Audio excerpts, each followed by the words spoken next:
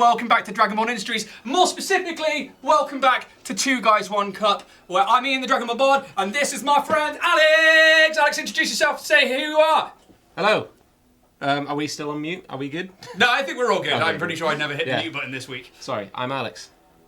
Cool. Anyway, so guys, like Alex said, if the mute button's on and you can't hear us, just shout at us in chat. It's absolutely fine. Okay, we're good. This is our shitty little paint show where we're going to sit around, we're just going to paint some Warhammer minis, which is there for us to give us something to do and you guys something to look at while I chat to Alex and pull bits of lore out of him about the 40k verse.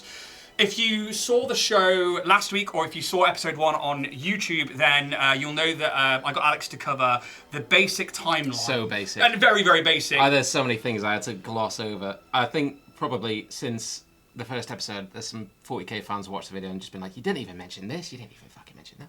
So much I didn't mention. We had 2 hours to cover some lore, and we're going to do the same this week, but now we're going to start hyper-focusing in on areas. So though we sort of looked at a few different factions for the minis that you can buy, which is sort of where we're starting with the whole kind of lore thing. You've read the heresy books, and I've basically gone, okay, I like the Japanese Gundam suit, Tau-looking things, so I want to paint those minis.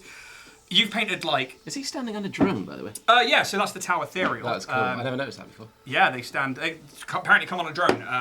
But I've only read one of the books, which is the Farsight Enclaves, and you've read the Heresy, you know more about the lore, and because of that, this hopefully will be a show where you guys can ask questions and we can try and find out what certain bits are about and why there are certain minis, but also just an overview of the actual hobby as a whole, really. Yeah. And I think that as we go through painting, if you want to see anything that we're painting or ask what we're doing, then feel free to ask. We'll try and show some close-ups of what we're doing.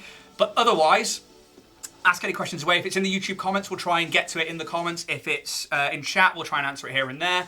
But until then, this episode is called The Webways and the Emperor's Plan. So we looked at the sort of really basic overview of the timeline, and I think where we decided to go into was looking at why the Emperor's trapped. Yeah, and why the Emperor has this plan for man, why the Golden Age kind of collapsed, and because of that collapse, what the Emperor had, you said, this narrow vision, this there is such a narrow path for humanity to walk to end up in the place where they can be the prime race, the dominant species. That's exactly right, yeah. And thank you very much, I was listening. So he's got this vision, this foresight to take humanity to a safe place where they never have to worry again. How does that come about? What are the webways and what is the Emperor's plan with them? Right. So, I realise that you're about to dive back. I'm going to try and... I'm sort of scanning where I'm going to start. So I think the best place to start is why the Emperor is trapped where he is and why he's been trapped for 10,000 years. So last week we spoke about the Horus heresy. We just really, like we said, glossed over that really quickly. And I spoke a lot about Horus. And I didn't actually go into any detail as to why it was Horus that started this rebellion. So I'm going to take a slight jump back, if you don't mind. You do what you need to do to get us to the webways. And I'll point out, I know a little bit about the Emperor of Man from having to do some research before, because I asked you questions. But and that took a good few weeks, and I think there's going to be more than one episode on this. I think we're going to be the Emperor's Plan and the Emperor of Man's kind of path. Yeah. I think we're going to be covering this in at least 2 to 3 episodes. Yeah, Emperor-sodes. Yeah, Emperor-sodes. And that'll be the title of the next one, the second Emperor-sode. Heresy. Yeah, so the Emperor seems to have the momentum of a runaway freight train. How is he so powerful? Well, good question.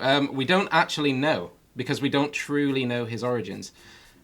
He is just this being of immeasurable, incomprehensible power, and we just don't know his true origins. He disguises himself as a man. Different people see different versions of him. There is certain people who... Oh, we didn't even talk about blanks last week, did we? Well, I don't know. That's the first time I've heard that word. Blank. So we'll get to that. Yeah, we'll get to that. the tagline of the show, we'll get to that. Yeah. But just understand that he is... I mean, the Emperor is not a good enough word to describe what he is. Nor is God, really. No. He's just this... And, there was accounts of people meeting him and they're just saying, God, Emperor is just not adequate as a word. Just, people can't... a lot of people can't actually look at him. His psychic potency is so powerful even to look at him is to reduce somebody to tears or to just submit themselves and just be guys getting dirty. So I suppose that ties into like actual like Christianity law, where people say if you were to view the face of God, you know, it's just something we couldn't comprehend.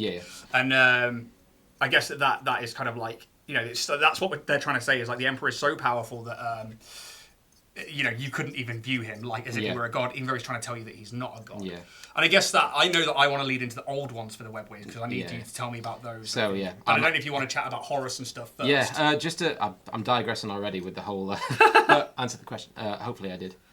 So Dan, Tarak, if you're not satisfied with that answer, I'll give you his home address and then you can have it out with him personally.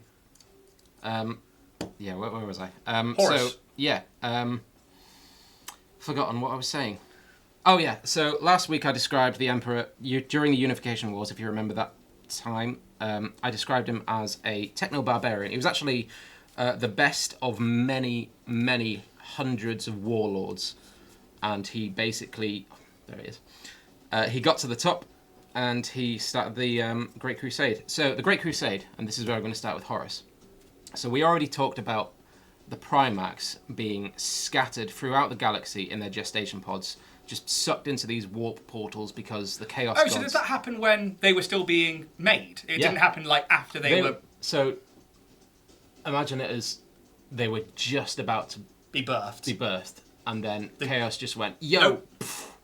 And each Primarch was scattered across the galaxy to these different planets. And so Horus... The reason Horus is so important is because he was the first Primarch to be found by the Emperor, to be reunited by the Emperor. He is technically the 16th Primarch to be made out of the original 20. We'll get to that. We'll get to that. But he was the first to be found, and he spent a good 30 years or so with the Emperor before the next Primarch. I think it was Lehman Russ. Oh, we'll get to him one day. Viking. So yeah, he was the first Primarch to be found, and he spent a good deal of time, just him and the Emperor, leading this great crusade. You know, they had these legions of space marines, which hadn't been reunited with their own Primarchs, so it was pretty much just Horus and the Emperor at it. Just my two best friends. Yeah, well, father and son. And so yeah, he has a stronger bond, a stronger relationship with the Emperor because of this. So his favourite child. Yeah, you know, and we talked about different Primarchs having their own unique abilities, their own sort of traits, their certain weaknesses, but, you know, we'll get into that. So Horus is, his trait is that he is a diplomat. He is, he's the type of guy who... Charisma, yeah. He's the type of guy on a sort of demigod level who would invite you to a party, introduce you to everybody, and tell everybody how awesome you are. He's that sort of charismatic diplomat. He has a way with words. He's very, very convincing. His what is it called? The way he presents himself is very perfect. It's great. It's just he's very good at that. He's the likable guy. A really likable guy, and his I know tactics. one of those. Oh, me. Damn. God, you're all right too. Who? So yeah, I lost my train of thought. He's a really charismatic guy. Yeah. So he has his own tactics. So his tactics are just, I think they call it his spearhead tactics, where he basically, if he was to trying to conquer a planet, he would go for leadership, and his tactics would be extremely efficient. And he led his force of Space Marines prior to the heresy. They were called the Lunar Wolves. We'll get to that story. I didn't know that he was the Primarch for them. Yes. Oh. Yeah, that's right. Oh, yeah, we'll get to that. Right. We'll get to why they're called the Lunar Wolves if you'd like. So yeah, he spends a good few decades with the Emperor, and he has a strong bond with him. So once all the Primarchs have been rediscovered and they're reunited with their legions and they're brought into the Imperial fold, they know what the Emperor stands for. So this reunification, this Great Crusade is going really, really well. And I say it's going really, really well. They're going all over the universe and basically wiping out any other aliens and basically anywhere that had been lost or discommunicated with, or communication was lost there. Yeah. And these like Xenos, extra-dimensional beings that have, either threatened to themselves or they've like enslaved a populace, or they're just trying to wipe the slate clean. And they have certain bumps along the road. Not all planets comply, and they meet some sort of like... They have the moments where they can't quite conquer a people's... Oh, they can't quite convince a peoples to join the Imperium, so they have to conquer them, and it doesn't all go perfect, but in the main, it's going really, really well, considering it's only a couple of centuries into the Great Crusade that the Emperor has managed to almost reunite all the lost colonies. Yeah. So yeah, that is a pretty good feat. So eventually, this Great Crusade gets to a stage where the Emperor, he needs to leave the Great Crusade and return to Terra, and we'll get into why. Because that's going to lead us onto the webways, isn't it? Yeah. So, because he has this strong bond with Horus, and Horus is a master tactician, and he is the diplomat as well, so he's a good sort of like head, He's a good leader to an army. Yeah. He makes Horus his war master.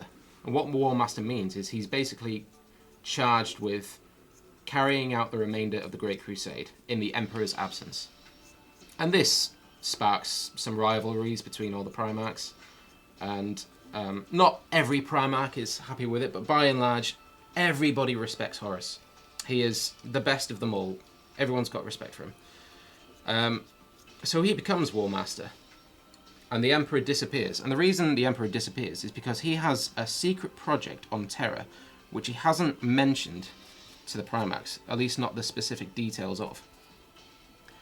And he leaves the Great Crusade, basically saying, I leave not because I want to, but because I must. And, there's, like, Space Marines in tears. I can't believe he's leaving us, but we have Horus, so I suppose it's not. And, he... I mean, that would be pretty demoralising if, this God man who's not God is like, right, we're getting humanity to the top of the pile again, and I'm going to lead the way, I'm going to lead the charge in this fight, because it is a war, a crusade. Yeah. And then, he's like, all right, cool, you got this, guys? I'm just going to... Yeah. I've left the kettle on. Yeah, pretty much. So he leaves this campaign, and he's just left this campaign having executed a massive Was that Lorgar's planet? No, that was the Ullanor campaign. Oh, okay. Which is basically I think it's a system or several systems of just orc infestation. Okay. Oh, sorry, I won't interrupt now. I'll let you carry on. Please do. If I'm segueing, please pull me No. I've just segued you there. Okay. So, the Ullanor campaign is a system or several systems of just orc carnage. And they need to not only deal with this as a threat, but this is a huge threat. And this is an orc war. We'll get into those. Imagine just like a bloodthirsty orc festival. Yeah. Yeah. We'll talk about that in a different episode because I really like those. I think that that definitely deserves its own thing. Yeah. With so he turns around and goes, right, there's this big campaign that's going on that they've just succeeded at. Yeah. And now's the time to leave it in Horus's hand. Yeah. And I will go back to Terra to work on my super secret project. Yeah. Which, spoilers, I believe is the webways. Yeah. And so where are we going from there? Are we following Horus a bit? So Horus is left as War Master after this Ullanor campaign. Extremely successful, but it was a hard-won campaign. Yeah. Which the Imperium came out on top. So the Emperor goes off and he leaves Horus in charge. And he's gone for a good, I think it's the best part of, it's about half a century, I think, that he leaves Horus to everything. About that. And it's not so long, well, I say not so long, but it's a few centuries before people start forgetting about the Emperor. Not forgetting about him, but being more loyal to Horus. At least certain factions. Yeah, I think you would be, wouldn't you? I think anybody who's... Because you haven't been in contact with the Emperor for so long. You kind of forgot the whole... Not everyone. There are Terran Space Marines, Terran Earth, who are extremely loyal to the Emperor, but are still in Horus's Legion. But I think if you were, a soldier, and speaking of someone who is an ex-soldier. Yeah, Like, you know, when you're on tour with somebody, you know, I adored our captain who was on the ground with us because he was always on the ground with us. And I couldn't say much for any of the other officers. But, like, you know, say, like, the colonel of the regiment and stuff, I'm sure he was a nice guy, but I never really interacted with him. Yeah. But, like, the captain I interacted with on the ground, we bonded with because he was there with us in the fight. Yeah. So I imagine that for Horus and the legions now, half a century on from the Emperor going, you got this? Cool. I'm popping back home for a bit. He's like, hey, really? All right, cool. I guess we're the grunts and we're going to tidy up this mess then. And, you know, very few people have contact with the Emperor at this point after he goes off. So, what was the Emperor doing? So, we talked about him initiating a secret project. And this secret project is called the Webway Project. And I think just to briefly talk about what the Webway is, we need to take a slight jump back of about 65 million years. Slight. Yeah. So, just popping back 65 million years. Yeah. And why do we need to jump back 65 million years? Because we're going back from the 41st millennium, and we're going back 65 million years. You said the Emperor was only really around 8,000 years before 2023. Give or take, yeah. Give or take. So that's a bit further than 8,000 years ago. That's so even before the Emperor of Man. That is before humanity evolved. Okay, is it before the dawn of time, or is it before anything? It's before at least the human race. I mean, I just like to think of it in terms of about the time of the dinosaurs. Cool. Yeah, it's just, 65 million years. That was a long time ago. Yeah. So 60 million years ago, there was a race. An ancient race, a sentient race. I believed the first sentient race to exist in the galaxy that we call the Old Ones. And the Old Ones had a mastery, we spoke about humans' level of technology in the Dark Age. Yeah. Crank it up to 11. Okay. A mastery of science, technology, the warp. They are untouchable. So they are gods, right? They are, in their own right, gods. A godlike race. And they believed in... They basically wanted to... They seeded life, is what they did. They went around the galaxy seeding life. And when I say seeding life, they basically designed other races. Yeah, so you would go, all right, we're creating this one now. We want an ape-like species to do this. Yeah. There are your We need to build an ecosystem on this planet. This is what we'll do. We'll have this. We'll have this. And they've been doing this for millions of years. So are they who created humanity, or are they... They are. Yeah, so... And we'll get into this again, but the Old Ones created the Eldar, or the Eldari. Yeah. So the Space Elves? The Space Elves. They created humans. Yeah. They created the Orcs. At that point, 60 million years ago, we'll get into why. Yeah. The Orcs were very different. They looked very different, and we'll get to why. And I think that we should really talk about the Old Ones and why they created each race, and maybe we do that during their own individual sections, or we might cover it a little bit here. I don't know yet. I'll try and cover a few of the basics just to give you context of the webways. But yeah, let's so I think the Old Ones are around and they start seeding life. Yeah. Let's go from this point, and they start going, right, okay, well, we want this here. And at this point, is it just them testing the waters? Are they just experimenting? Are they just like, well, we've got nothing else to do? We don't really know. All we know is they've been around for a very long time, and they are incomprehensibly advanced. To such an extent that they traverse the galaxy by means of the webway that they created. And what the webway is we talked about reality and the warp being two separate planes of existence or dimensions. Yeah. The warp is a third dimension, which is basically a network or a webway of tunnels in between real space and the warp. Yeah. So you can traverse anywhere in the galaxy using this webway because you're sheltered from the effects of the warp, and it's a faster than light means of travel. So this is basically, you get everything without the bad effects. Yeah. Hello, Fluffy Cat Poof. Hey. Good to see you. Nice to see you in chat again. Always a pleasure. Any questions for Alex? Shout them out. If he gets it wrong or you're not satisfied with the answer, Please you'll tell get me his if I home get it address. Yeah, so the webways. And the Old Ones, they basically war, and we'll get to why. Among themselves? No, they war with another technologically advanced race that we now know as the Necrons.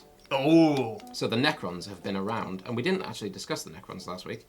But the Necrons they look like you're Terminated. They look like robots. Yeah. They're actually, or at least once were, a sentient biological race before they met the Old Ones. And the reason they warred with the Old Ones is because they had a very, very harsh life. And the Old Ones are completely the opposite. They had immortality. They had like godlike understanding of the universe. And the Necrons sort of like, I think they asked for assistance, asked for help, which the Old Ones were unwilling to give. Oh, we got a question. How does the webway work? What are the mechanics? I will pull you back onto that in a second. Yeah. You finish the bit about the Necrons. Yeah, so... And then I'll pull you back to the mechanics of the webways. So I guess the webways... So yeah, the Necrons, they war with the Old Ones because the Old Ones are unwilling to share their technologies, even though they supersede life. The Necrons have this very harsh life, I believe. Their home planet is radiation blasted. Their lives are very short. They basically live on these tomb worlds. Most of the time spent is building crypts and tombs for the dead. Yeah, because they're just dying so quickly. They're dying so quickly. And eventually they progress to a level of technology where they're able to escape their home planet. Or at least get away from the worst effects of this radiation. Yeah. And they... so they reach out to the Old Ones and are like, hey, look, you've got all this power. You sort of have created life and you fucked us over here. Yeah. Because we're just sick and dying all the time. They didn't create the Necrons. Oh, okay. But at least they became rivals. Before they were Necrons, they were known as the Necron tier, which were the organic or the biological race. So this war is what is known as the War in Heaven. And the War in Heaven is... It basically looks like the events of 40k look like the minor skirmishes. Yeah. Gods are dying. Yeah. The levels of warfare. Oh, I shouldn't check that dice mission. Oh, that's one of your bots. Check out the. Hey, Nightbot. So am I digressing? No. So they war with the Old Ones. So the Old Ones obviously have all this power, and the Necrons are like, hey, we're dying. Can you teach us how to? I guess it's to be immortal like you, because you've got all this like ability to not die, and we're constantly dying. Yeah. The Old Ones say no. Yeah. And the Necrons are like, well, fuck you, buddy. Yeah. This creates extreme animosity. Yeah. Because their entire culture is just dying. They just can't escape, and they come to realize that the reason their star or their homeworld star is so radiation, just potent with radiation, is because there are these things that, like the Chaos Gods, they are gods of reality called the Catan. And, oh God, I'm digressing so fast here. No, I think this is a valid point. So the Catan are just, we'll get to these. They are gods of, or they were gods of real space, which enslaved the Necrons. And we'll get to that. Anyway, so the Necrons... And this eventually, after I don't know how long this war went on for, but I think it's somewhere in the region of millions of years. The Necrons end up on top, and as a means to combat the Necrons, the Old Ones create races such as the Eldar, because of their psychic. They're so psychically adept. They create foot soldiers that they can use to help them out, basically. Yeah. So they create like the Eldari and stuff. And we talked about them creating the Orcs, and at this point, I think they were known as the Krork, which were these enormous warring races that could just pick up a piece of technology, make a gun out of it, and away they go. Nice. It's just quick means to an end. If this planet is invaded, we've got orcs. They'll make something. They'll make do. Yeah. So that was one of the races, and I think humans sort of like kind of left to their own, sort of created this like simian-like race, which was wasn't really utilised, just sort of, we made this, but we'll leave it, we'll come back to it later. Yeah. To the point where humanity was basically left to its own evolution. And we'll get into all this. Oh, you got questions piling up now. Yeah. Who came first, Tyranids or the Old Ones? We don't know, because we don't actually know where the Tyranids came from. Because they're from outside of our universe. They're from outside our galaxy. Yeah. So we'll get to that. Yeah. So we talk about the Necrons side with this other god that's then warring with... I think there are several. They're called the Catan. The Catan. And they side with the Necron, and we will get to that. They enslaved the Necrons by means of... I think it's biotransference. Yes, so they're like, we'll give you the bodies to fight the old ones, but actually it's a trap. It's a trap. Like the Chaos Gods, they're very Shitty. yeah, tricky, shitty. But they end up in a war with the old ones. Yeah. So. Yep, carry on. Okay. Go from there, because we're going to get to how the webways work. Yeah. So the old ones, they have this webway, but they lose this war. And eventually, when the Necrons come out on top, they now have to fight the Catan who have enslaved them, and they do this. And we'll have to discuss that in another episode. Yeah. But the galaxy is largely left just a wasteland. Just after this war in heaven, just an absolute shithole on a galaxy-wide basis. So the Necrons actually go to sleep. They send themselves to these. They're called tomb worlds, so they basically go in a state of stasis for millions and millions of years because they need the galaxy to replenish itself. Because planets have been wiped out, whole systems have been just torched. So they go to sleep for millions of years. And we'll come back to them because they do make a reappearance. Well, they must do because there's minis of them. Yeah. So yeah, I wish I had one to show, but they look sick. Well, we'll finish that combat patrol and you may get another. I will. Not that you've not got any Necrons. And I guess after the Necron, the old ones are largely defeated. The Necrons go into stasis. How would you say, the sort of unintended benefactors of this galaxy would be the Eldar or the Eldari, because they are still around. The older ones aren't around anymore, but the Eldar are still around. So the old ones at this point wiped out. Pretty much, yeah. Yeah. So we don't know what happened at the end of the war, but there are no old ones left that we know of officially. Yeah. Which is where we're kind of getting to with the Emperor of Man. Yeah. And so as far as we're aware, God is dead. The good ones anyway. Yeah. This Life Seeders. There's only these like shit ones left. The Necrons then beat them, and they're like, well, we can't do anything left in this battlefield. Yeah. So we'll go to sleep until the flowers grow, and then we'll start harvesting. That's a good way to put it. Yeah. And then the Eldari, so these space elves that were created because they were so psychically adept, are like, shit, playground's free. Yeah. And the Eldari, they have a mastery of the warp because they are in themselves weapons, and they utilize the warp for psychic weapons, things like that. So, like the Emperor in Star Wars, the lightning hands, just that stuff on like a So again, they're your spellcasters. Yeah, they're like, they can manipulate the warp to and they have like create magic. They have like energy-based weapons, things like that. Yeah. But they're the unintended benefactors of this new circumstance that we have in the galaxy. And they still have access to this webway. And then this is like what the old ones used to traverse without having to go into the separate realm and the warp. Yeah. And I think to answer the other question, Dan Track, what is the webway and what is it made out of? Yes. So I believe it's a means of.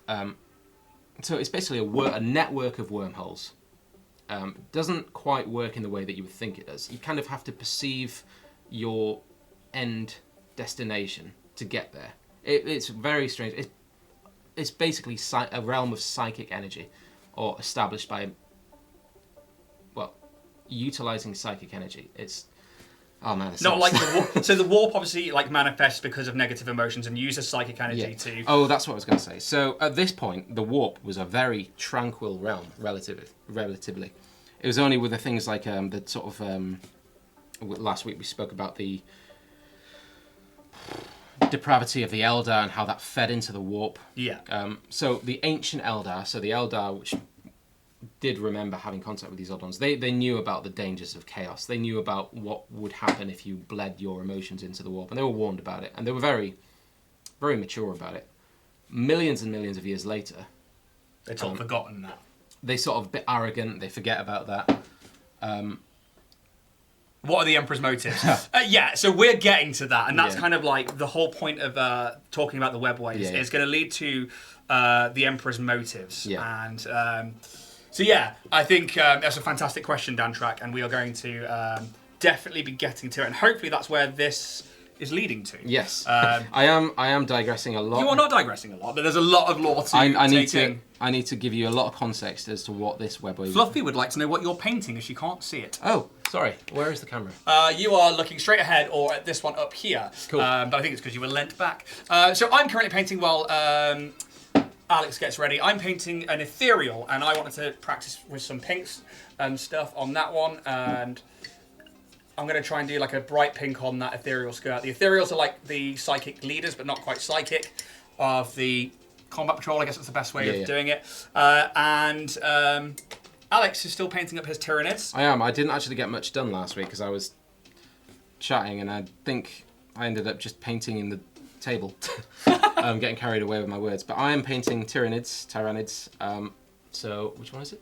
You'll be looking at this one up here. This one. So, I don't know if you can see that properly, but I'm just giving them a dry brush at the moment. If not, we can flick to the close one. You can stick it on that platform That's a good idea. there. So if I go like this. So if I put that there, hopefully I don't knock this over. I don't know if you can see that. So I'm just giving a dry brush. After that dry brush, I will give it a... Oh, shaky hands. Too much coffee. Not enough coffee. Not enough coffee. So that's my red wash after the dry brush. I'll then reapply another dry brush of white and go over it with a bone wash. So eventually, this one needs a little bit more work doing. Eventually it'll look like that. There you go. Don't know if you can see that properly, but oh, you can see that. Cool. Nice. Oh, we missed a question. So with the Emperor's Motives was the last one about the law, so that's right. fine. Fluffy, I hope that answers your question of what we're painting. Yeah. I'll try and tell Alex to keep his hands in frame. Yes. But he's so happy talking about law. Hello, Dragon School Studios. How are you doing this evening? So where did I get to? So we were talking about So yeah, getting to the Emperor's plan. That's right. Yeah. So we talked about the fall of the Eldar last week, where after millions and millions of years, the Eldar have fallen into a state of depravity. Not all of them, but the vast, vast majority of them. And there are trillions of Eldar at this point. And they just get wiped out with the birth of Slaanesh. If you want to know more about that, look at the last episode we did. I'd briefly gloss over that. So now, this webway is largely intact because there are still sects of Eldar existing in the webway, like the Dark Eldar. And the reason the Dark Eldar survived the Eldar's fall is because they were in the webway at the time. I believe their home planet is called Comora. And that's inside the webway. That's inside the webway. So, okay, this is important, I think. Yeah. So, we talk about the webway and how you said that you thought they were a series of wormholes. Yeah. Kind of like stargates, I guess, is what you would imagine, but not the fixed points. Yeah, not the instantaneous travel. You basically go into the webway, and then come out traverse, and then come out. Like Doctor Who, kind of, I would imagine in my mind as you go through. Imagine you go into like this new reality, and you've got doors and tunnels. Doors, tunnels, that kind of thing. So, but inside those wormholes, there are planets. There are planets. So we have it in Chaos, in the Warp. There is also places you can be, I guess. Yep. In real space, which is what we are now, Earth, Terra, and all the other planets. And then, so this webway, which was... It circumnavigated and avoided the warp, allowed you to travel to anywhere else in real space and not be affected by the warp and the negative effects of the warp. Yeah. But then like to have planets in there. Yeah. So does that mean that those planets can't be affected by the warp? No, because they're in the webway, and the webway, its whole function is to not be reliant upon the warp, because you have the dangers of bleeding emotions into the warp, which, if left unchecked, after a long time, manifest themselves into these entities, these dangers, these sort of predatory energies. So, sort of thing. If, for example, you were saying about how Slaanesh was murder fucked into existence. Yeah. If that had happened in the webway, it would never have happened because all of that dark depravity would never have seeped precisely. through. Right. Okay. Cool. So I think that's the key point here. Yeah. So remember that, and I know. Yeah. The webways are safe from the effects of chaos and the warp. And as we're talking about the old ones, and they used that, and now the Necrons are asleep. The Catan, these other evil gods of the 65 million years ago from now, are dead. Yeah. And the Eldar, shattered. Yeah, are now just like, okay, well, we can use the webways to get about, and we can be in real space, and some of us will just stay in the webways. And the Dark Eldar are this very deviant version of the Eldar, but that is largely because most of Eldar society was the Dark Eldar. They were getting up to that level of depravity. Yeah. And Comora survived because it was in the webway. So, after the fall of the Eldar, the webways are largely left alone, with the exception of some factions of Eldar, including the Dark Eldar. Is that because nobody knew about them? Yeah. Because obviously all the Eldari die. Yeah. The space elves all get blown up. Nobody has access to them because nobody knows about them. Nobody knows how to access them, except for the Emperor of Man. the Emperor of Man. Which takes us back to who is the Emperor of Man, Yeah. and why is he a god, not a god? So, why he leaves the Great Crusade, and I'm sorry it took me so long to get around to this. And if for anybody watching, scary dark Eldar facts, question mark. So they have these things called homunculi.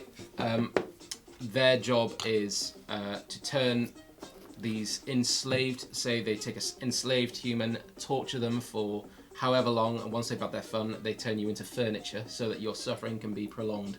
You are still alive, and you're a sofa. And they have things like, they have arenas, like gladiatorial arenas, where they'll just have Dark Eldar just scooping up lesser species with weapons and just a bloodbath. And they do this to appease Slaanesh. They hate Slaanesh. Because we didn't actually touch on that, but just a quick digression. We talked about the Eldar being able to resurrect. They have lost that. Yeah, okay, so I think we'll cover that in an Yeah. Eldari episode, because I think you're on about soul gems here, aren't That's you? right, yeah. So anybody who's seen the Eldar minis from way back when I used to kind of like collect and stuff like that, they would have these gemstones on them, these big things that if you're ever looking to paint a gemstone, you will find loads of tutorials online of how to do like black and then red and then red and then white. And there are all these amazing tutorials, but they're covered in these gems. Yeah, yeah. And they basically like capture the souls of them when they die. Before they're fed upon by Slaanesh, they are captured by these soul gems. So that they can then be rebirthed into a That's new right, body. yeah. So it's almost like the soul lives on in a new Not body. necessarily a new body, kept into I believe they call it a matrix, where okay. they have this like ocean of souls within like a circuit, a matrix. I don't think they can necessarily come back anymore on a sort of they can't reincarnate into bodies anymore, but they are still technically alive. Yeah, these souls can be repurposed in a different way. Yeah. Gravity. So yeah, so these We'll webways, cover that further, yeah. Yeah. So they have access to these webways, but then everything gets forgotten. Yeah. And Millions of years. yeah, millions of years Well, go on. actually, sorry. The fall of the Eldar was around about the Age of Strife. So it'll be the 25th millennium to the 30th millennium. That's when. Yeah, Eldar okay, yeah, society because that's when just Slaanesh is bang. born, and that's when, yeah. Yeah. But, so the Emperor Man is now around. Yeah. And he's watched, at least we know he's around at this point. And whether he's been around because people speculate he's an old one. Yeah, yeah. One of the last surviving ones. Yeah. And is actually on a godlike level. Yeah. But isn't a god, No, as he and- says. As far as we know, isn't an old one, but there are many theories as to how he could be, or at least be a creation of the old ones. Because you said before he was a perpetual. Perpetual. So yeah, he Someone who just doesn't age, doesn't die. doesn't age, doesn't die. If he is wounded, he can heal himself. He doesn't do it consciously. It's just part of his makeup. It's just, yeah, he's a perpetual. So, the Emperor, in his infinite wisdom, doesn't want the same thing to happen to humanity as did the Eldar, because he understands the dangers of the warp. So, as a means of ensuring the survival of the species, he begins the Webway Project. And what the Webway Project is to tap into the Webway. And basically, Have a human Webway. yeah. Yeah. So, so essentially, what he wants to do, his narrow path, is to get this webway that cannot be affected by chaos, and like all of those, like, you know, those human traits that we have, which unfortunately we have. Yeah. You know, not on massively like the Dark Eldar ended up with the Drukhari. What's their name? Drukhari. Oh, Yeah, Drukhari. that's right. And he's like, right, okay, we need to get all of humanity into the webway. Yeah. Then you can live your lives on one of those planets. Yeah. And you'll be fine. At least not all. So what they're trying to do away with is reliance upon the warp to circumnavigate the galaxy. Yeah. We talked about things like warp travel, so slipping into the warp and then coming out at your destination. The danger of it, and the reason these ships can go into the warp and not be affected is because they have a technology called the Geller field, which we'll get into that, but it's basically a bubble of real space around the vessel inside the warp. So you can't be harmed by the warp, but your emotions, your deeds can still sort of leak into the warp and manifest in these entities. So, but at the point 8,000 years from now in the past, the Emperor's like, well, humans are doing all right. We don't need the webways or anything, so I'm just going to stay out of it. Yeah. And then obviously, like the golden age of man happens, and he's like, you know what? They're using the warp, but everyone's fine. And then Slanesh is born. Yeah. It all goes to shit. Yeah. And he's like, okay, so if humanity's going to survive, I need to get webways. Yeah. And not be reliant on chaos, because chaos is going to fuck us all. Yeah. Or at least not be reliant upon the warp. Yeah. Because the dangers there being are chaos. Yeah. And so he goes, right, I need to I'm going to create these Primarchs. Yep. And I'm going to use them to reunite humanity. This is the reason he goes about reconquering the galaxy, is because reconquering the galaxy is a means to an end. The real ambition is the Webway project. Because once you are no longer reliant on the warp, you can, especially as a means of travel, you can sever your connection to the warp. And what I mean by that is you don't have to, at least on paper, utilize the warp in any means, because you can traverse using the webway. And we need to talk about the Edict of Nicaea. I don't know what that is. Well, I'll tell you all about it. So is that... So what happened in Nicaea that was so important? So the Edict of Nicaea, this is sort of a couple of years before the Horus heresy really kicks off. Oh, this is at least before Horus turns. Yeah. So the Edict of Nicaea is the Emperor understanding the dangers of these already existing human psykers. Because he wants to eventually sever humanity's connection to the warp. Which means no more psykers. No more psykers. At least he wants them to be, for now, controlled. Yeah. Because he doesn't want...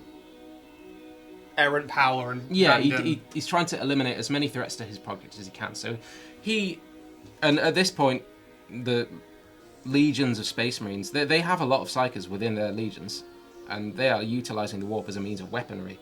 And it is very effective. But it's not what he wants. It's not what he wants at this time, because...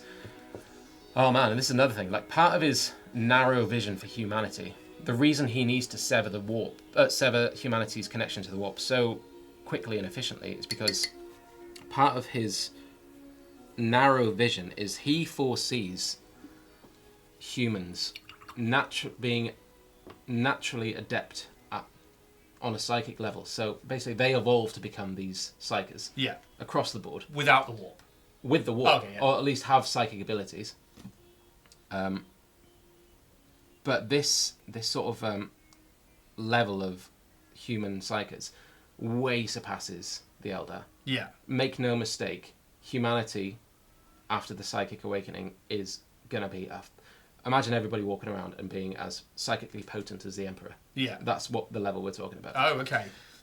Yeah, so he needs to sever humanity's connection to the warp so that he can allow this to happen, because he doesn't want the fall of the Eldar to happen, the same thing to happen to humanity. Yeah, he doesn't want them to basically... I might be going around in circles here, but... so yeah, he wants to tap into this webway so that humans... I thought you said Nicaea. Yeah, that was what I was talking about. So the Edict of Nicaea. So he basically outlaws the use of psychic abilities across the board. And not everybody, well, especially psychics, are not happy with this. Yeah. This, to use your psychic powers after this Edict of Nicaea. Nicaea was the name of the planet, I believe. This decision was sort of made official. Cool. Or the Edict of Nicaea. Not everybody's happy with this, but to use your psychic abilities after this Edict of Nicaea is in place, you might as well be frowned upon. Yeah. You might as well be a traitor. How dare you go against the Emperor? And one of these poor souls that is not happy with this Edict of Nicaea is another Primarch called Magnus the Red. I know Magnus! Do you know Magnus the Red? I like Magnus! Yeah, Magnus the Red, he is a Primarch of 1,000 suns. And Egypt! Yeah, just imagine, like, Egypt. all the Space Marines, all the Chaos ones, and we'll get to that. Yeah. That have like the Pharaoh style stuff, and like I adore them. I think Yeah. they're amazing. And like if I was going to collect a Traitor Legion, that would be the one. Yeah. I'm with you though with the Dark Angels for my non-Traitor Legion. The Loyalists. Loyalists. That's right, yeah. Sorry, man. Yeah, so I will digress onto Magnus because I really love his Yeah, story. please do. No, we'll get to. I think he again deserves his own thing. We'll get to that. Okay. And one of these Primarchs that disagrees with the Edict of Nicaea, and the reason for that is because we talked about the Primarchs having their own unique abilities. Magnus, as a Primarch, is an incredibly potent Psyker. He is the Psyker of the Primarchs. He is the on par with the Emperor. Yeah, maybe not quite as powerful, but pretty fucking good. And we'll get to why that's important. Yeah. Probably in this episode. So his home planet, a planet called Prospero, has vaults and vaults and libraries and whole cityscapes dedicated to knowledge about utilizing the warp that other races would envy, because he, for the best part of a few centuries, he's been like honing in on his understanding of and that was while he was separated from the rest of the Primarchs. And then the he cranked it up to 11 during this Great Crusade, in which him and his legion, his whole society is based upon knowledge of the warp and psychic awakening. Yeah, and how to utilize it safely and its benefits and something you think would be quite useful and wanted by the Emperor. Yeah. And I think he gave the warp another name. I can't remember what he called it, but he basically had this very optimistic understanding or optimistic view of the warp, which he believes after the Emperor invokes this Edict of Nicaea, he believes it is a detriment to the human species. It's like, but we've got all this knowledge you don't understand. Like, and there's a dad basically going, no, because I said so. And they're not giving him a reason. Yeah, and they have this sort of like, what's it called? Like, not court hearing, but, like an assembly. Like a tribunal. Yeah, assembly, different Primarchs like putting their points across, and he has this very artistic, poetic defense of the warp. And then he's heard, but it falls in. Well, the Emperor basically says no. Yeah, I've made my decision. Yeah, and nobody really understands why. But Magnus remains loyal. He remains loyal. So this is the point is that I want to get to as well. Is like even though the Emperor Daddy is like, no, you won't have your train set. You'll do what I tell you, and I'm not going to give you a reason as to why. Yeah, you've made some points, but no. Yeah, simple as deal with it. Magnus is just like, man, you're doing yourself such a disservice. Look at all this knowledge we have. Look what I've been working on. Look what I've been working on. Please, Dad. Yeah. And then it's just like, but that's Dad's wishes. Yeah. And remains loyal. So they still have all this knowledge, but they're not allowed to use it. And Magnus isn't allowed to use it. And I suppose he does use his psychic potential to a degree, but not really at all, relatively. So once the Emperor starts turning traitor, I need to go into... when the Emperor starts turning traitor? When Horus starts turning traitor. Thank you for correcting me there. No, you're a traitor! No, you're a traitor! I'm the traitor? Yeah. Are we the bad guys? We're wearing skulls. Yeah. Yeah. God, yeah. So Horus, when he starts turning against the Emperor, like I mentioned earlier in this session, he still has Space Marines within his legion that are still loyal to the Emperor. And I need to talk about why he's able to get the upper hand so quickly in this Horus heresy. So knowing which of his legions are loyal to the Emperor, including the legions of other Primarchs, I think there's a campaign against a human civilization known as the Oretian Technocracy. And this is another sort of, we spoke about the Interrex last week, like this, the technological understanding that is able to have been, or was able to remain after the Age of Strife it's very, very valuable. Yeah. And they have another conflict like they did with the Interrex, where they have to war with this branch of human civilization. Yeah. Regrettably so. But I think this is where Horus really starts to turn traitor, where he discovers that this planet has an STC. We spoke about those during the last episode. So is it, and they have a fully working STC. Or Yeah, something. so you have baseline humans basically wearing space marine armor. Yeah. And Horus is like, how did you come about this?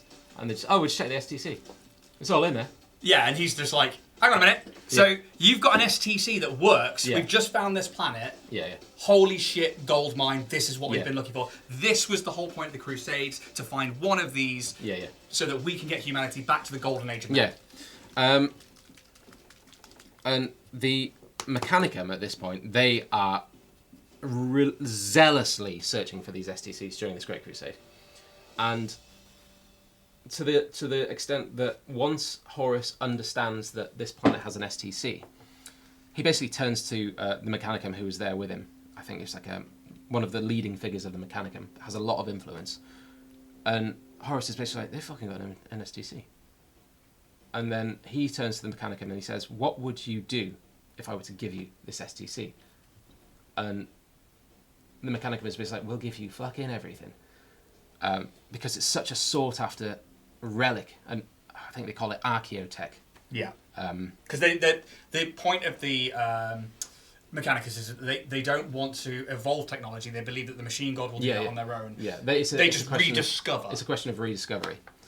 Because human levels of technology in the Dark Age, I can't emphasize enough. In the Golden Age was much higher than it is in their time. Yeah. It's like a bow and arrow to a laser rifle. Yeah. You know. So Horus is like, you want this? Yeah. Dangles the carrot. Dangles the carrot. This then divides I believe that it's called the Schism of Mars, where not only is the Imperium having a civil war, the Mechanicum is now having a civil war. Because Horus gives them this STC, he wipes out this civilization, this Orician technocracy, gives them the STC in return. So wait, he doesn't. They say like, no, we don't want to join the Imperium. And that's why he's like, all right, kills everybody there, takes the STC. I believe they're actually quite keen on joining the Imperium. But he's like, well, if I give them this STC, fuck these guys. If I give the Mechanicum this STC, they're going to give me all these resources to push my rebellion further. Oh, so this is as he's turning. He's like, actually, I'm going to become the one in charge here. If I give this to the Mechanicum, they'll come to my side, then I'll have all the technology to take on my dad. I'll have the ships, I'll have the tanks, I'll have the means to bring the fight to the Emperor. And he does this, and knowing that he has loyalist factions within his legion, loyal to the Emperor, as well as other Primarch's legions, he sends all these known loyalists to a planet. I think it's the same planet as the Orician technocracy. I think it's Istvan 3. And what he does is he sends all these loyalists down to carry out these objectives. And they don't really understand why they're there, but they're like, hey, it's Horus, we'll do what he says. Because Master Tactician, is the War Master. Yeah, well, you must have some plan. Horus, then having all these loyalist forces amassed, and thousands and hundreds of thousands of loyalist space marines and baseline humans amassed on this planet, Istvan 3, he uses an incredibly potent weapon called a virus bomb. And to describe what a virus bomb does, do you ever watch Alien Covenant? Yes, yeah. You know that scene where David drops a biological weapon onto those, just turns them into a soup? Yeah. It's like that on a planet-wide scale that affects every piece of organic material. Every piece of organic material. So this sort of, you can't use this weapon unless you really have to. It's like, turn the key clockwise on 3, 2, 1, codes, blah, blah, blah. It's like more than a nuke. It's basically like you want to get rid of every piece of organic life. Yeah. It's a planet killer. The Exterminatus planet killer. Yeah. And he's got a lot of these, but it's like kept under lock and key. And they just don't use them because they don't use them. That's what Space Marines are for. I mean, we're talking about the violence of, at this point, the 30th millennium. This is too much. Yeah. Yeah. Don't use it unless you absolutely have to. So he uses this weapon and turns just about every piece of organic material into this indeterminate puck of gristle. So all of this, these loyalists, all of these Space Marines and all of these people that are loyal to the Emperor, he's been like, hey, come here, we've got a planet that you need to do stuff on. Sends them down, he's like, ha ha ha. Yeah. Surprise, motherfucker. Yeah, and basically just So he does this. blends them. There are like a very, very minor number of people able to shelter themselves because they're in the right place at the right time. Yeah. That's a whole different story. But yeah, this virus bomb is sent down and turns everything into just a throbbing soup. Yeah. Another effect of this virus bomb is it is incredibly flammable. So once this planet is turned to a mushy soup of biological material, he sets it on fire. Nice. And it's like... Just making sure. Yeah. Just making sure. I think he sends like a laser cannon down to the surface. It sparks, and the whole planet is in flames. Yeah. The whole planet is burning. So that's how he's able to get the upper hand so quickly, is because he's able to wipe out these loyalist factions. Like, so many of them are in one place that there's just not enough to counterattack him. Yeah, again. there's not enough people to go, hey, what are you doing? That sort of thing. So he does this, and then this is where other Primarchs start hearing about his actions. Would you like some coffee? I would love some coffee. So yeah, other Primarchs start hearing about it. Yeah. And one of those Primarchs in particular is Magnus. Magnus, yeah. So the next thing that happens is Primarchs... Cheers, man. Oh, my pleasure. Loyalist Primarchs know of this, of what he's done. Oh, we have a... did the Emperor know Horus would betray him? Oh, God, that's such a good question. Well, I think we're getting to that with Magnus, really. Yes and no. I think that's a whole different story. Well, I think we'll cover it slightly here, because this is just about to become the Age of Strife, isn't it? No, this is the Great It's after, Crusade. isn't it? Yeah. This is Great Crusade. Yeah. That is a really good question, because we know the Emperor's plan, but we don't know how he's going about it. Yeah, and we don't know if he can actually see into the future, or if he Yeah. just has this narrow vision to be like, right, humanity's fucked. Yeah. So I need to get them to the webways, and that's my narrow path. But we Yeah. don't know whether he has the foresight of psychic visions. Yeah. Whereas Magnus, Did he intentionally, or did he intend for the Primarchs to turn against themselves as a means to combat chaos? So many theories. Yeah. We don't quite know. I certainly don't. Yeah. But he does get warned. Yeah. He is warned that Horus is coming. I need to talk about one more thing. No, you crack on. Before you get to... Yeah, I just answering Dan Track's thing as I know for a fact, because this is why I love Magnus so much, is that he tried to warn the Emperor. Yeah. And yeah, we'll get to that. Yeah, We'll get to that in a couple of because I think minutes. that's really important to the webways, and Yeah. to this whole kind of like few episodes of talking about the Emperor of Man and his plan. Yeah. But yeah, I think so. Yeah. So he wipes out all these loyalists. Yeah. And So the next thing, and this is a few months, perhaps a couple of years after this happens. I think it's a couple of months. Stories spread, or rumors spread, about Horus and what he's done to his loyalist factions, and that he has betrayed the Emperor. So some loyalist Primarchs, I think it's the Vulcan and the Salamanders. Is the Vulcan the Primarch of the Salamanders? Yeah. Yes. What's their? They're like the bright greens. Yeah. Bright green, dark skin. I think they're impervious to fire. Oh, cool. I think And that's their trait. That's their trait. That makes sense for And Salamanders. they are the most human of the Space Marines. Oh, really? Yeah, like a lot of Space Marines, sort of their memories wiped of their childhood and blah blah blah. I think the Salamanders, I think they still have families and things like that, even though they're Space Marines. Wow. We'll get to that. Yeah, that's a whole other thing. But Vulcan, a loyalist Primarch, and his Salamanders, Ferrus Manus of the Iron Hands, and Corax of the Raven Guard. And I like the Iron Hands became the Imperial Fist. No, the Iron Hands are still the Iron Hands. Oh. The Imperial Fists are Dawn. Yes. Okay. Cool. Because Yeah. I really like. Yeah, I think that guy's cool. So, as a means to deal with, what's his face, Horus, and Horus has got another couple of Primarchs on board. At this point. At this point. But the Loyalists believe they have the upper hand. They're like, we know he's on this planet. We know he's amassed his forces. So we're going to go home and we're going to fuck him up. You know that scene with Brian and Stewie where they're smashing up the record? Yeah. Yeah, they want to go and do that. Yeah, so they were like, right, he's here, let's deal with him now. Yeah. And who leads that charge? So, I think it's Ferrus Manus and Vulcan and Corax of the Raven Guard. They are initiating this assault. Yeah, and that's on Horus. So loyalist versus Yeah, and I betrayers think at this point. I can't quite remember. I think Horus has got some of the other Primarchs, like Fulgrim, possibly another on his side already. So their forces are there, but the Loyalists, we got this. We know what we're doing. We got this. And this is. We'll get him for you, Dad. Yeah. We'll go fuck him up. Daddy's working. Go deal with it. This is the planet Istvan 5, and this moment I'm about to say is known as the Istvan V Drop Site Massacre. So, yeah, the Loyalists initiate this assault. It's going quite well. They think they got the upper hand. They think they got this. And then they get word of reinforcements arriving. I think it's 3 other Primarchs, possibly. Hundreds of thousands of more Space Marines. We got some fucking reinforcements. Now you're fucked, Horus. These forces, these reinforcements, are loyal to Horus. And they basically, they do a pretty good job of wiping out the Salamanders, the Raven Guard, and the Iron Hands. Barely any survivors. 3 legions, each legion consisting of hundreds of thousands of Space Marines, wiped out in this drop site massacre. And that's because, like, although I guess like people had sort of heard rumours that Horus was turning or had turned, a lot of the other Primarchs that had turned still hadn't been known about.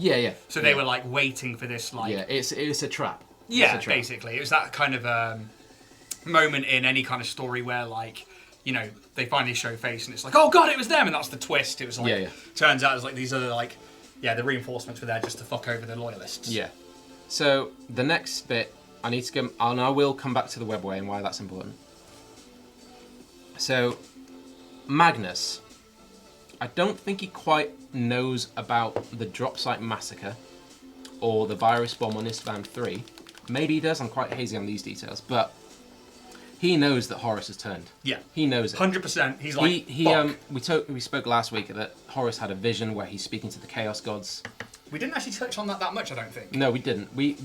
Horus was wounded, he has visions, the Chaos Gods basically like, we need help, you know, but they're feeding him lies. Yeah, so they sort of like, because I don't think we actually touched on that. No. So I think a quick overview of that is basically, from what I understand from what you've told me, is that Horus is injured in a battle. Yeah. The Chaos Gods approach him, but they're like, the Emperor's killing us and we need help. And he doesn't know we're here, we just want to survive.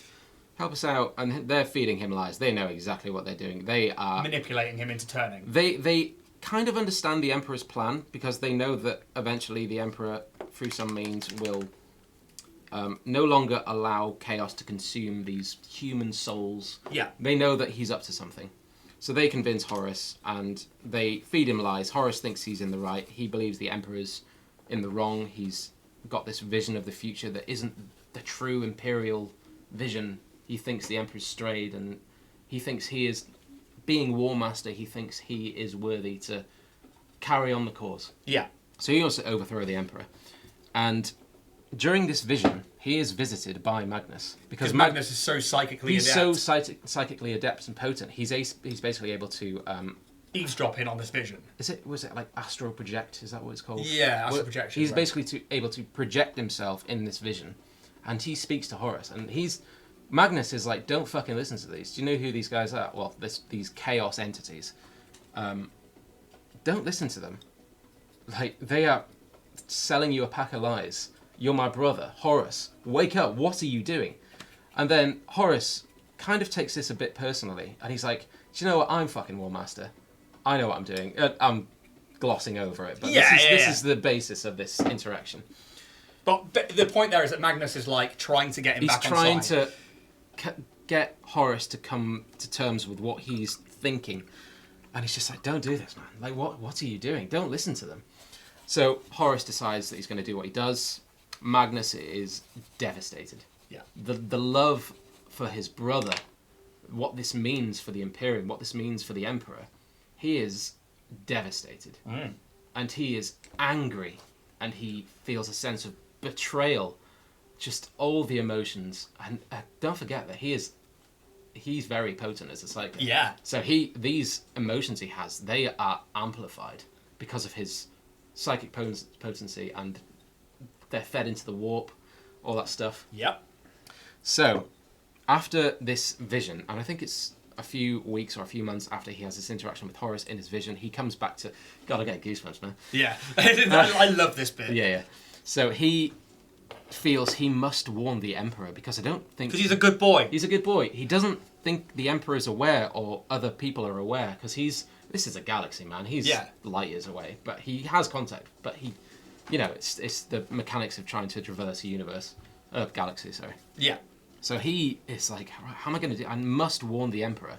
I can't rely on conventional means of travel because there's not enough time. That'll take months. And we'll get to why that is the thing, because like you think about warp travel in loads of other things, and it's like, oh, you go from A to B, and it's like that. But actually, when you go into the warp, you come out of it like no time has passed. But actually, it could be like you could be 3 years ago, or you could be 3 years ahead. Yeah, because that's what warp does. But we'll get to that. Yeah. So he goes, well, I can't get to him. I might not get to him in time to warn him that Horus is coming. That he is going to come to Terra and kill you. Yeah. And when he does this astral projection in this vision, he is going against the Emperor's wishes. Because the Emperor is like, don't fucking do that. Don't do this. He's already going against it. Yeah. So he thinks, I know what I'm doing, you know. So he's like, okay, I must warn the Emperor. How am I going to do this? Well, I guess I could astral project. Give him this message. I will send my essence there so I'm able to communicate with him. Given what's at stake, what Horus is up to, he'll look the other way. He'll forgive me. Yeah. Look what is happening. Yeah. So he astral projects himself, or I don't know if that's the right terminology, but he basically sends himself. He sends his essence, his psychic message. Yeah. Through the warp. When he's already feeling very negative and it's amplified. He is throbbing with emotion. Anger, Horus, betrayal, love for his brother, love for his father, love for the Imperium. He's throbbing with emotion. Yeah. And he traverses, he sends himself to the Emperor. Because he believes, he knows where the Emperor is, roughly. Yeah. The Emperor is in the Imperial Dungeon. What the Imperial Dungeon is this giga complex underneath the Himalayas. So this is the secret lab that you were talking about. Secret lab, miles and miles into the Earth's crust, where he is working on this webway project. And so Marty, we got to get to the webways. Yeah, I'll get there. I'm trying to deliver this concisely. So yeah, he's in a secret lab working on a way to get humanity into the webways. Yeah, and it's going really well. And the webways, they're basically they have already entered this webway. They've already established a connection with this webway, and it's a couple of years into this, a fair few years. And the Emperor's been working on this project in part for hundreds of years. But this is in secret. Just him, basically. Since he's left the Crusade, he is just focusing on this. So for the best part of 30 years, he's been in this dungeon working on this project. And it's going really well, and they're able to take control of these sort of abandoned Eldari complexes, cities within the webway. I believe it's called Kalistar, the impossible city that is like a city of webway portals. So it's like what's it called? A nexus point. Nexus point, that's right. So this is a really, really valuable strategic position within the webway that the Emperor has actually managed to tap into, and human structures are able to be unified or bonded with these alien structures. We'll get into Wraithbone and all that stuff. So at this point, he has the key to the webways, and he's like, we're fucking... They've done it. We're on the fulcrum, the precipice of saving humanity for the rest of time. They've done it. Yeah. They've done it. We've got it here, sir. It's on this one piece of paper. All he needs to do now is just establish a broader foothold within the webway. But by and large... he can start channeling humans in. And there are these passageways being constructed, colossal sculptures that tell the history of humanity as it is intended. Humanity will walk into the webway, and now they can sever their connection to the warp. They'll still exist in real space, but they're no longer reliant upon the warp as a means. I'm sorry, guys. No. You crack on. And this is important. Because this is... We are talking the eureka moment that the Emperor has been waiting for. Yeah. He has not said anything. He's left this crusade. He has made Horus War Master so that he can go and give his full attention to the project. Because he thinks Horus has got this. Yeah. But also, he didn't knock around in the Golden Age of Man. He didn't knock around in our times. Now he's like, you know what? We're not being affected by the warp too badly. Yeah, We're okay. Humans are doing fine. Yeah. So, he's working on this, and Magnus is like, shit, I've got to send my astral me to Dad. So picture this vast subterranean dungeon. What's a dungeon? I like dungeons. Yeah. So, cityscapes of just cables and machines keeping this webway functional, at least from the human side. And it's going great, and it's maintained, and the Emperor is sort of like, he's there, he's got everything ticking by, he's like, yeah, you know, just working on it, maintaining it, finessing the science. Alarms start going, and then they realise that something isn't quite right. These alarms get more and more, well, they start going off everywhere. This like towers of cables and this, I guess you'd call computers or engines, they start sparking. They start fucking smoking. People start to burn from the inside. There are flames coming out of people's eyes. They are dying. Thousands of these workers are dying. What the fuck is going on? Magnus, he comes through the webway into this dungeon. But you talk about all that psychic potency and emotion. He shatters his way through. Unintentionally. Unintentionally. Punches a hole through the webway. Trying to get a message to his dad. Yeah, and the Emperor has all these psychic wards up. He has these runes. He's keeping chaos at bay by means of this, like, written languages. You know, like runes. And yeah, things like that. And the Golden Throne. Golden Throne. The Magnus, with so much of this energy, this sense of loss and anger, and he carves a hole through this webway to the extent and all where the psychic wards. Yeah, all the psychic wards are shattered, smashed, and chaos starts pouring in. Fucking pouring. Because they're waiting. They're like, they're shit, waiting. He's fucking going to take all those human souls away from us. We need to get him now. So this opportunity is created. And it turns out that sort of Magnus, unbeknownst to himself, is being manipulated by a chaos god that we call Zeech. Yes. Zeech. He's the chaos god of knowledge and all that. He's feeding.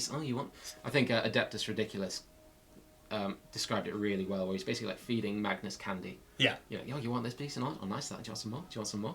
And then Magnus, being so arrogant, so he's very confident in his abilities. With the warp that he's like, I can't be wrong. Yeah. Yeah. So he smashes his way through this webway. This is catastrophic. This is critical. And he sees who this is. I think his words are, Magnus comes through, burns his way through. He is a flaming devil of an aura. And the words spoken are, Father. He sees the Emperor, and it's like this moment, and it's just, Father.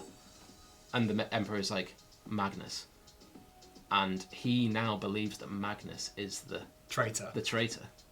Even though he's just decided to come and warn the Emperor. He doesn't understand what's happening.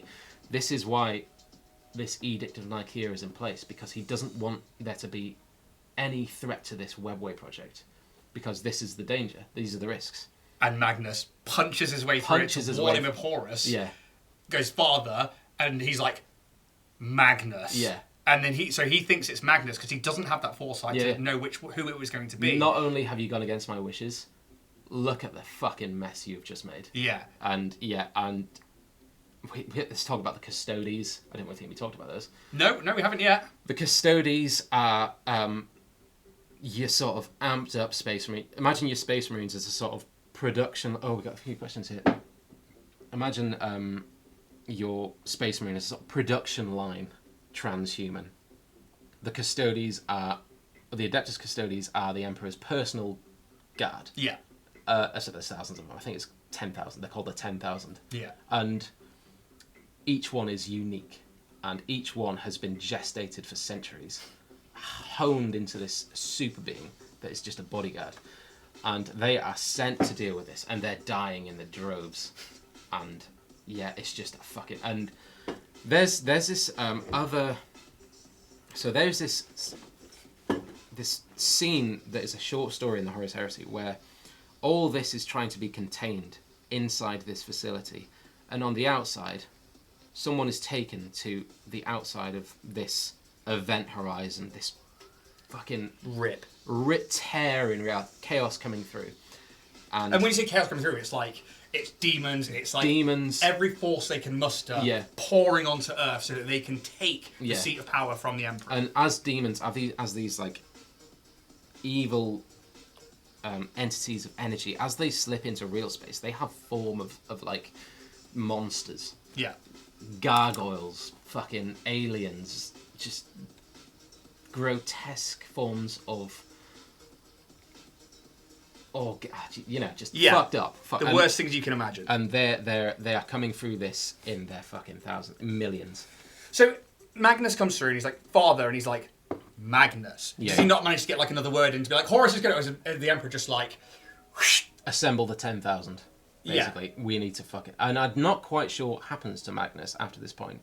But he shatters his way into this webway, and they call this point in the webway now the folly of Magnus. Yeah. This junction within the webway that he burns himself through is now classified as the folly of Magnus. Okay, and that I think leads us on to Dantrak's question. So when Magnus breached the webway, does it mean he smashed a permanent hole so more and more demons fill the webway forever? Or does it mean a load got in, the hole was sealed, and now the Emperor is just slowly working his way no, through it is permanent, I think. Yeah, which we don't know. Well, at least they can't. There's such a mass of chaos pouring in. They can't even see they can't get to the tear, at least, to fix it.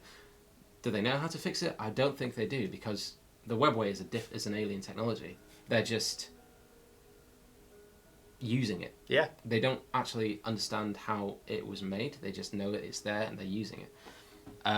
So, where was I getting at? I was asking if Horus just like slayed Magnus there and then. No. So because he's astral projecting, he is elsewhere. He is on his home planet. And he is beside himself. He sees everything. He understands what he's done. He understands what the Emperor was working on and why. He goes back into his self and he is, oh fuck, I have fucked up. Before he manages to get you've got a traitor in your midst message there, he's like, oh shit. Yeah. So not only has he not overly warned the Emperor that it's Horus, the Emperor now thinks that Magnus is the traitor. Yeah. And he sends his executioners. The Emperor's executioners are the Space Wolves. And we talked about Space Marine Vikings. Yep. The Lunar Wolves. The Space Wolves. Are they two different things, are they? Yeah. Oh, okay, cool. Yeah, I'll get to that. Oh, shut my mouth! Leman Russ is the Primarch of the Space Wolves. And they are the Emperor's executioners. They will deal with a planet and bring it to heel if the Emperor wishes it. And he sends Leman Russ and his Space Wolves to Prospero to deal with Magnus, because he believes Magnus is the traitor. So they go to they want to bring Magnus in. They want him to answer for his crimes, his perceived crimes. But which would be great. Which would be great. But in doing so, they annihilate this planet. All this knowledge of the warp is lost in the devastation, and Leman Russ, the Primarch of the Space Wolves, he has a one-on-one fight with Magnus, to the point where I think he does that whole, Bane does to Batman. He fights him, beats him up, and he lifts him up, breaks his back, all that stuff. He kicks the shit out of Magnus. Kicks the shit out of him. Because Magnus ain't as physical as this guy. Yeah, this guy is on a, what's it, a bit I read in a recent book, concentrated fury is what Leman Russ is. I like that. Yeah. He's just tearing this city apart with his forces. And when this is another story we'll get into, but he shatters the soul of Magnus when he breaks his back. So he shatters his soul, that's what's important here. So we talked about the destruction of Primarchs a little bit, I think, last week. Yeah. And how Horus' soul was just ripped apart by the Emperor in that final moment, which we'll get to. Yeah. So the destruction of the Primarch soul means they can't rebirth, they can't come back, they can't... Well, he can, but now he sort of exists in a different sort of... Form. I guess he's got... he is... And I don't quite know where I'm getting at with this, but he is... Well, he's now a demon prince of chaos. Yeah, we'll get to that. yeah. He's not complete. He has a physical form. His soul is just shattered. he doesn't know himself. He doesn't know where he. We'll get to that one day. Yeah, and it's the important thing is that this person who is not a traitor and is still a loyalist has his planet and his civilization razed to the ground because the Emperor thinks that he is. And in this like moment where it's like, yes, he could be brought to the Emperor and he could be like, look, no, I was trying to tell you that Horus is a traitor. Yeah. I know that I fucked up and I know that actually what I've done is worse. Yeah, I believe there's like a bit where they know these space wolves are coming and the sort of the Thousand Sons, the space marines of Magnus, they're like, oh, we need to start working on our defenses. And Magnus is pretty much sitting there like, until the last minute, he's like, no point. I fucked up. Guys, I'm so sorry. He is just waiting for his judgment to come. And then eventually he comes to and he's like, God, I need to defend my world, my people. Yeah, because he knows that like Leman Russ is going to fuck it and trash everything because the Emperor's put into effect the Ikea thing. Yeah, and when what's that called again? The Edict of Nicaea. The Edict of Nicaea. And yeah, so he's like, okay, well, we need to protect all of this. I guess I will defend myself and I will defend that. Which then starts his turning. Yeah. Because they destroy fucking everything there. They do. And I think one way or another, he's able to, after he is broken, he's still able, I don't quite remember the details, but he's able to send the remainder of his space marines. The populace is wiped out. The city is destroyed. All the normal humies gone. And they can't put up a fight against space marines, let alone space wolves. And we'll get to why that is in another episode. Like humans, you think of space marines as humans, but actually they're like super duper trooper humans.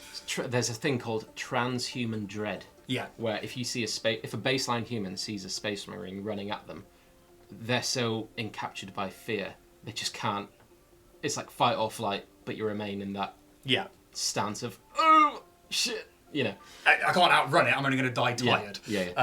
So Magnus's soul is broken at this point. Leman Russ comes in and goes. I think he's able to send the remainder of his forces to this other planet as a means of escape. I can't remember quite how he does this, but Leman Russ, the Primarch of the Space Wolves, he's not able to get Magnus and bring him to the Emperor. He escapes somehow after he's been fucked up. I think it's his psychic, that stuff. So, having dealt with Prospero, the Emperor largely, or at least the Space Wolves, largely believe that it's dealt with. This is the heresy. It's done. What they don't know is that Horus knows that this is going to happen. They basically... The Chaos Gods have almost said, like, right, now we've got Magnus in place that he doesn't know about. Yes. Knowing how loyal to the Emperor Leman Russ is, knowing how devastating it would be for Leman Russ to go and deal with Magnus. I believe it is a ruse by Horus. I don't quite know what I'm This master tactician. Yeah, he's forcing the hand of the Space Wolves to deal... Because he's it's a distraction technique, basically. Yeah. It gets them away from terror. Did I answer that? Oh, we did cover that question. Yeah. So, and the webway. So that's what I was getting at. So there's a story where someone is led, and we'll talk about Malcador the Sigillite in another episode. Malcador, yeah. Yeah. Oh, He this character, which we will have to talk about at some point. Yes, it is very important to webways. he will lead somebody to, whilst this chaos is trying to be contained, he will lead somebody to the front gates of where this is happening, and this is on Earth. This is on Earth. This is miles below the surface, and this, whatever is happening within this complex, is being contained by this giant, meters thick gate, and it is buckling. It is fucking whatever's the biggest like space door you can imagine, and this thing's like yeah, it's like, oh god, this thing's gonna go, and this is what's happening inside. At the other side of this gate, this is where chaos is trying to break through, and the Emperor and his forces are dealing with it. And it's like, fuck me, what is going on in there? Like, you guys having a party? You got to keep it down. I think he's trying to describe the noises he's hearing. And it's just like, get me the fuck away. I don't want to be here. Yeah. What is that noise? And it's important to know, and we'll cover Malcador. Like this is like the Emperor's right-hand man. Yeah. On Earth, this is like next biggest psyker. Yeah. That is allowed to be a psyker. Yeah. And is basically like the Emperor's like, look, I'm going to be downstairs. Yeah. You watch the kids. Yeah. He's the Imperial Regent. Yes. He's second only to the Emperor. He is largely given control whilst the Emperor is doing this webway project. But anyway, this gate is buckling, and then the Malcador is basically, well, there are 12 such gates standing between you and what the fuck is happening in there. This is the level of destruction that's happening within this facility. And then, I don't know where I'm going with this, but basically the Emperor is trying to contain this chaos incursion. And they're losing these reclaimed cities in the webway. Yeah. Because chaos is just flooding in and destroying them. And the Custodies, they are demigods within themselves. Yeah. I think their speciality is endurance. Yes. So like the Custodies, they're fighting for 2 weeks at a time without rest. Let's say attrition is basically their thing. Yeah. They are, and there's this one account of this Custodes. He gives like a personal account whilst this story is being told. He's been fighting non-stop, dodging all manner of shit for 14 days straight, to the point where he can feel the toxins building up in his body. They are losing this city, they are losing this webway, and they have to start. Oh, we haven't talked about blanks, have we? No. So, like psychers, who have this genetic mutation that allows them to utilize this warp, there exists the opposite of that, known as the pariah gene. And this pariah gene it's basically a nulling effect to the warp. And these genes, these mutations, they only happen in I think this gene is only found in women, but in the Emperor's infinite wisdom, he's able to use this as a weapon. So he recruits these blanks, these pariahs, these super beings, kind of like trained. They're baseline humans, but they have this pariah gene. This is like elite, all-female fighting force. They are fighting alongside the Custodes because they can have this effect on these manifestations of chaos using this nulling effect. But even they're dying by the droves. Wow. Yeah, so this is a disaster. We're going to lose the city. They eventually lose the city, and the Emperor has to abandon his webway project. Okay, so Magnus punches through, and this is important because it means that the Emperor's plan, which is to get the humanity into these footholds, into the webways, to not be affected by chaos. Now chaos is in the webway. Yeah. And chaos is getting in there, and their next stop is Earth or Terra. Yeah, and they're coming to Earth to get the Emperor. Yeah. But so is Horus. Yes. Because he sent all of these legions to different places like Istvan.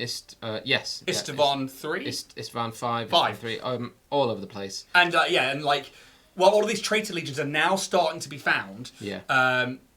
Horus now sort of makes his move and goes, actually, Yeah. it wasn't Magnus, it was me. Yeah. And this all happens, and he starts making his way towards Earth. Yeah. To which end, loyalists, the Salamanders have been wiped out on Istvan. Yeah. And the Ultramarines and the Dark Angels, who are the other two loyalists. Yeah, they are very, very powerful legions. They're sent away, so they can't quite get back in time. And is that because Horus was like, hey, you need to go deal with the problem on the other side of the galaxy? Yeah. And they were like, okay, yeah, not a problem. They're like the few forces that will be able on their to take single-handedly, on their own, take out Horus. Yeah. And I believe the Ultramarines are assaulted, a massive assault by the... I think it's the word bearers, Lorgar's Legion. Yes. Because don't forget, we talked about Lorgar losing his planet. Yes. The raising of Malarkia, I think it is. The Emperor gets the Ultramarines to do this. Yeah. He gets them to go there and be like, wipe them out. Yeah. And they're the ones who raised this planet to the ground. And so there's this incredible animosity. So far. Yeah. There's incredible animosity and...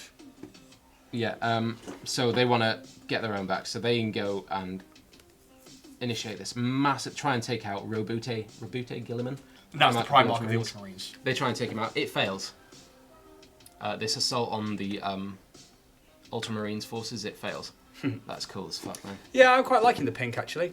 Yeah. So this fails, and the Ultramarines are really fucking far away now. Yeah, and there's this thing called these like warp storms that have been like ritualed into existence Because of Magnus? It's Lorgar and his there's this character called Erebus, who is he's the original traitor. He's the original Chaos worshipper, and he tells Lorgar about. And this is a whole different story. Yeah, we'll get to that We'll get with to Chaos. Yeah, he gets Lorgar worshipping these Chaos gods, but he's able to. He's kind of like a. And is that after the raising of his planet, or?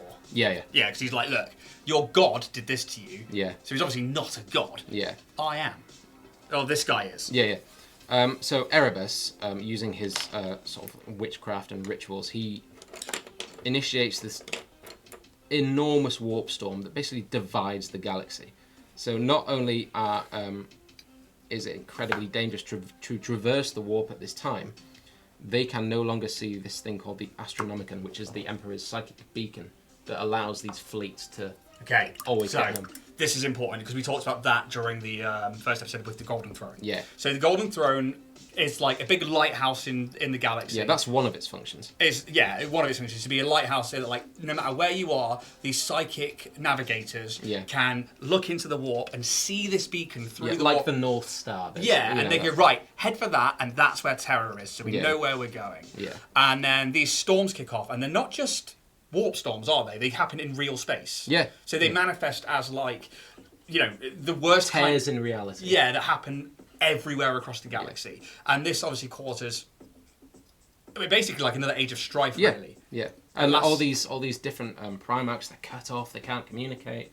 It's only a handful that are lucky enough to be on the Terran side of this warp storm that can sort of like come and help and things. But we need to get to why the Emperor is trapped.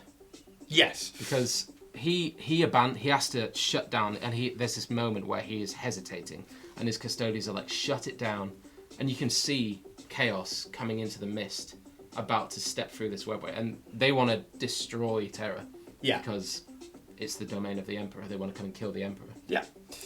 And so the custodians, his own personal guard, are like, you gotta shut it down. Yeah, and he's sitting there, and he's just like, don't want it, man.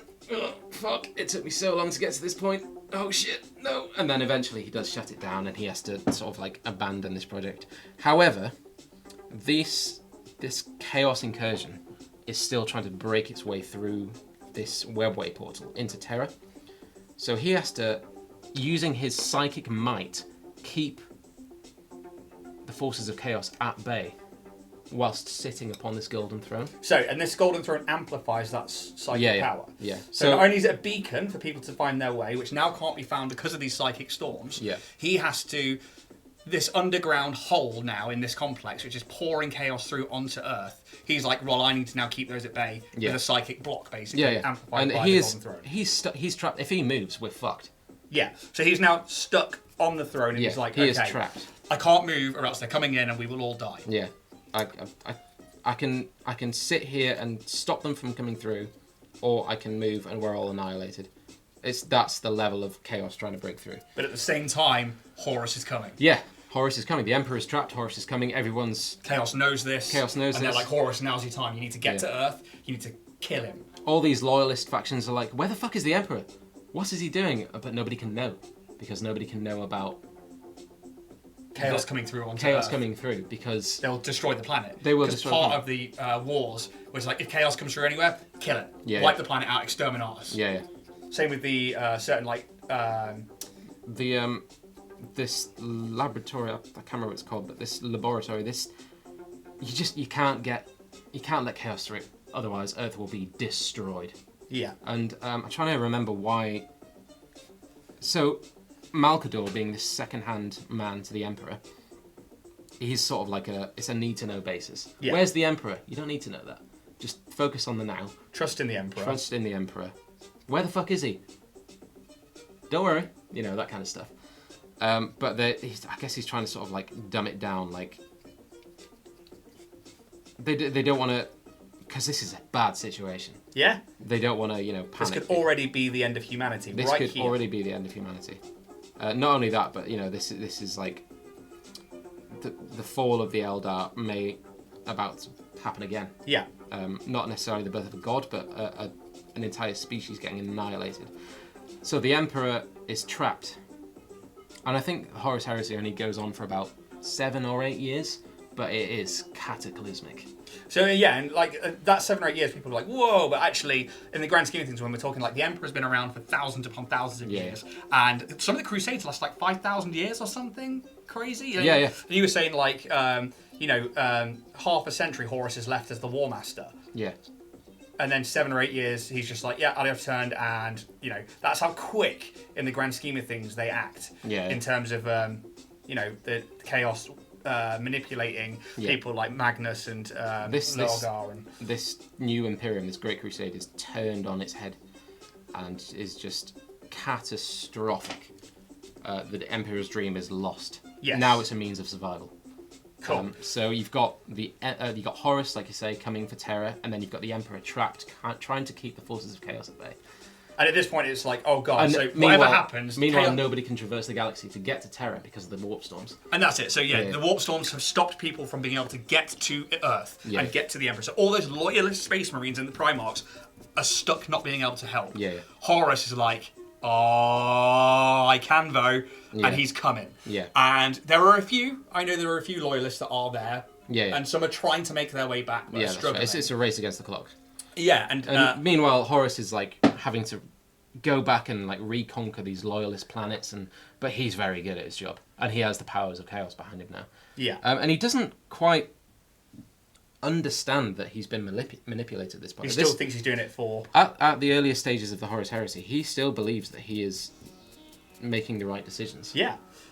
And then slowly he begins to be consumed by chaos, and the true meaning of this heresy is revealed, and it's a... At this point, he's like, well, catastrophe. In for a penny. Yeah.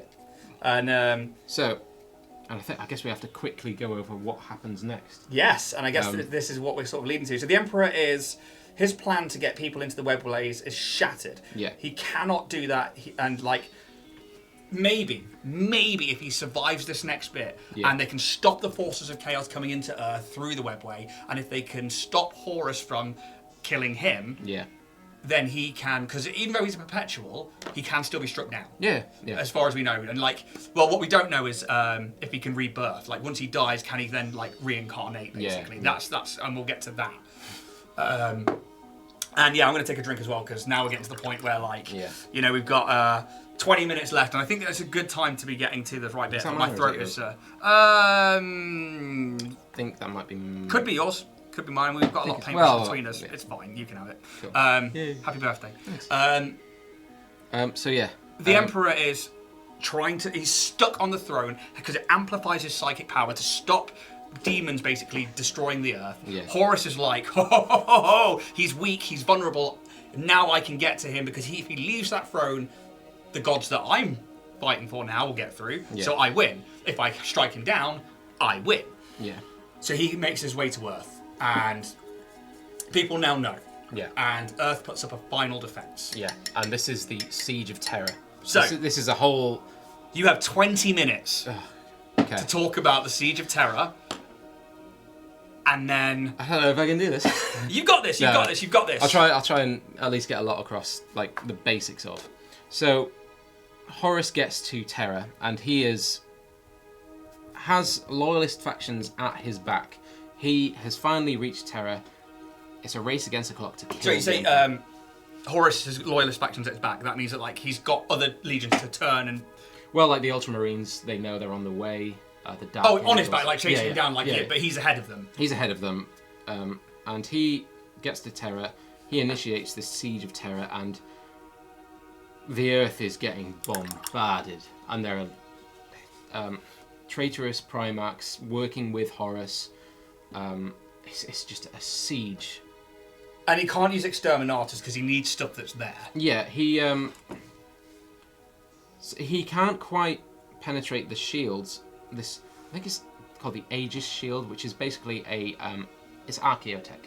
It's from the Dark Age of Technology, or the Golden Age of Technology. It is an impenetrable shield but they are at it for months and months and months. They are bombarding this planet with everything they've got. So eventually, the Age of Shield starts to fail for so long, and then you start having people breaking into the walls. Timescale for the siege: days, months, years. So the Siege of Terror, probably a few months. Oh yeah, okay. Yeah, you did answer that question on yourself. Yeah. And yeah, I think that that's what's important here is that, like, again... And like the Horus Heresy is leading up to the Siege of Terror. Yeah. So the Siege of Terror is the final stages of this. And heresy. It's important to note that, like, yeah, this can take months. And you're like, oh, why didn't they just jump in the warp and come back? And we're back to that, like, actually, when you jump into the warp, although it's quite instant for you, Yeah. actually, you don't know what time or when you're really... You can have a rough idea, Yeah. but you could be months behind or months right. ahead. So it takes a long time to actually get from A to B Yeah. from an outside perspective. And the Emperor charges the defense of Terra. He charges Dawn, the Primarch of the Imperial Fists, which specialise in siegecraft and defence. And I don't think we've talked about the Imperial Palace. No, we haven't. But the Imperial Palace is a structure over the Himalayas, or the Himalayas as they're known in this time, because it's got 40k has a really cool way of just like renaming things that's slightly off. Like America's called Old America, Afric. I think the old. It's the Albany. D&D effect where Yeah, you name an NPC, Parry. Yeah. You take a letter and you change it. What's the the Himalayan mountains, and this mega structure is the Imperial Palace, which is situated over the top of these Imperial dungeons, which is where the Emperor is. And when it was created, it took centuries to build, and it was beautiful. Apparently, people, I think the builders wept when they completed it because it's just so beautiful. This was now turned into, over the course of, I think they had like 6 or 7 years to prepare for this invasion. This Imperial Palace is now just a fucking ugly ass fortress. Just defense batteries, completely changed. The design is just not what it was. Yeah. So we've gone from something that's like this seat of beauty to... Beacon of human civilization. And it's now a fortress. A fortress. Of like the most heightened defense that humanity can muster by the most specialist siege masters of humanity and a Primarch demigod whose specialty is sieges. Yeah. And eventually it reaches a point where certain Primarchs are able to get back to Terra just before Horus, like Sanguinius, the Emperor of the Blood Angels. Yeah, the Primarch of the Blood Angels. The Primarch of the Blood Angels. That sounded like heresy there, buddy. Sorry. I forgot his name. God, 40k fans are going to kill me. The White Scars. What's his name? Oh, dude, you're asking me. The guy who... The Khan. Jagatai Khan is the Primarch of the... If you've got hate White mail Scars. for Alex, you can... Yeah. So anyway, so certain Primarchs are able to get back in time. They're able to assist in this defense using their forces. And eventually, Horus gets to the point where he's running out of fucking time. After months and months of bombardment and Because trying the Ultramarines and the Dark Angels are back soon, and they're they can... and the Space Wolves are on their way. Yeah, and they can all fucking deal with him on their own, let alone if there's 3 of them. Oh, that's another point. So Lehman Russ, Primarch of the Space Wolves, goes up against Horus just before the Siege of Terra. That's another story, but so bearing in mind, he is racing it. We'll forget about that for now, but I had to mention it because it just popped into my head. Yeah. He is racing against the clock now. He's got days to finish this. Days at best. And he starts... He tries to find... And there's, like, other Primarchs, like Fulgrim, they're so lost to chaos that they begin to abandon this siege. You know, like Fulgrim, he's basically on the side of Slaanesh. He's fucked up, man. He's just like, you know, Horus is trying to conduct this siege, and Fulgrim, so consumed by chaos, goes off and does his own thing. You know, fuck you, get it. And then there's Angron, which is the Primarch of the World Eaters, just losing his mind, fierce in battle, but he's just uncontrollable because he's raging with this chaos power. Perturabo is the only sort of traitor Primarch that's able to keep his head screwed on. And it's only Horus and this Primarch, Perturabo. And yeah, so he's got days. He's got fucking days. To the point where he needs to start thinking of ways to get this done. And what he does is he drops the shields to his ship. I believe his ship is called the... I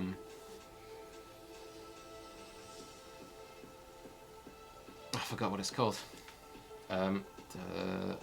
Anyway, not important right The now. Horus Superstar Destroyer. No. I cannot remember what it's called. Well, he drops the shields to his capital ship, Yeah, the ship that I he's digress. on the bridge of. He's on the bridge of. And the Emperor and his forces are able to perceive, because they're not able to teleport, because they use the warp to teleport. And now they can't because of the storms. Yeah, and, well, they can't because of his shields as well. Yeah. Because they can't penetrate using teleportation because the shields are up. Horus, as a means to goad the Emperor into any part of Terra safe during... No. No part of Terra is safe during the siege. It is Mordor. Yeah. They kind of... They've spent the last few centuries trying to bring about Terra to its former beauty, terraforming ecosystems. That is lost within weeks, if not months.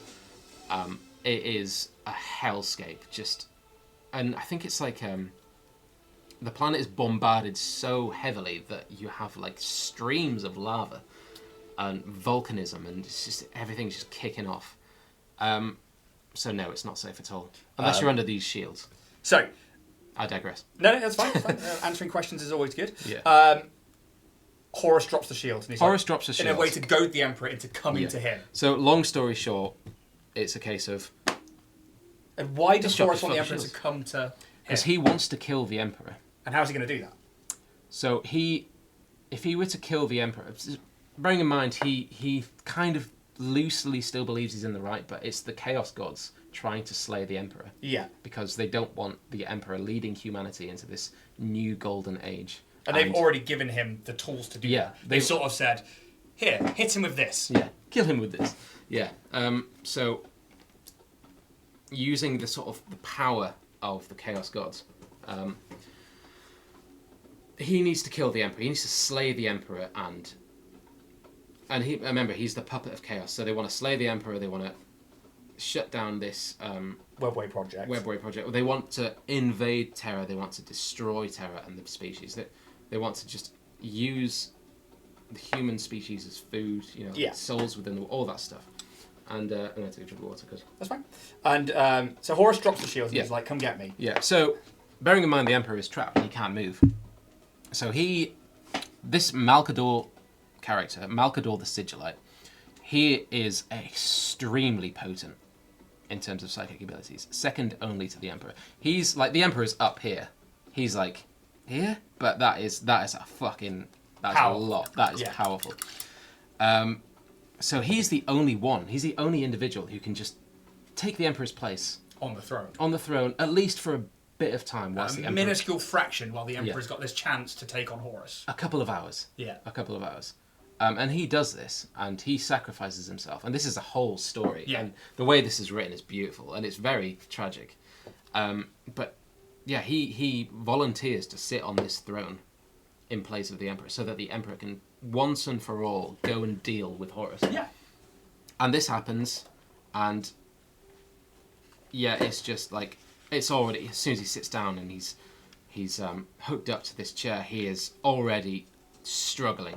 And that's just to keep the forces of chaos at bay in this undersection of the Himalayas. Yeah, he is buckling, go now, sort of thing.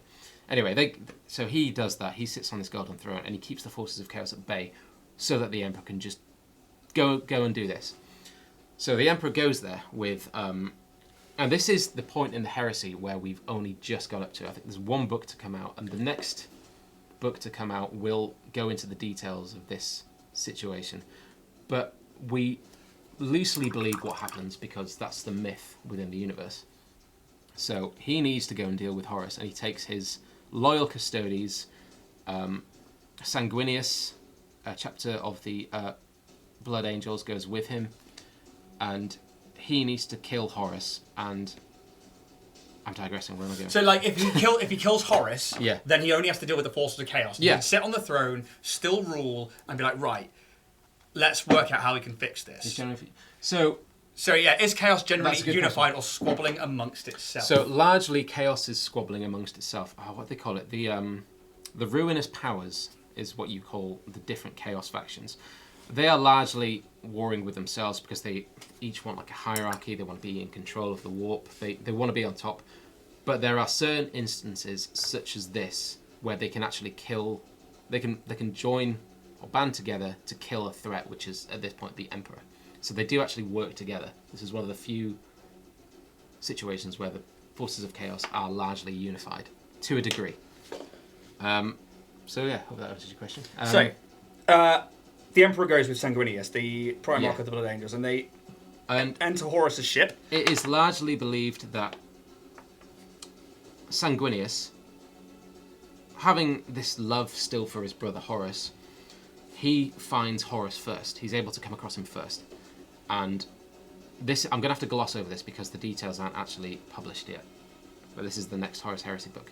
So it's largely believed, we think, as far as the myth is concerned, Horus kills Sanguinius and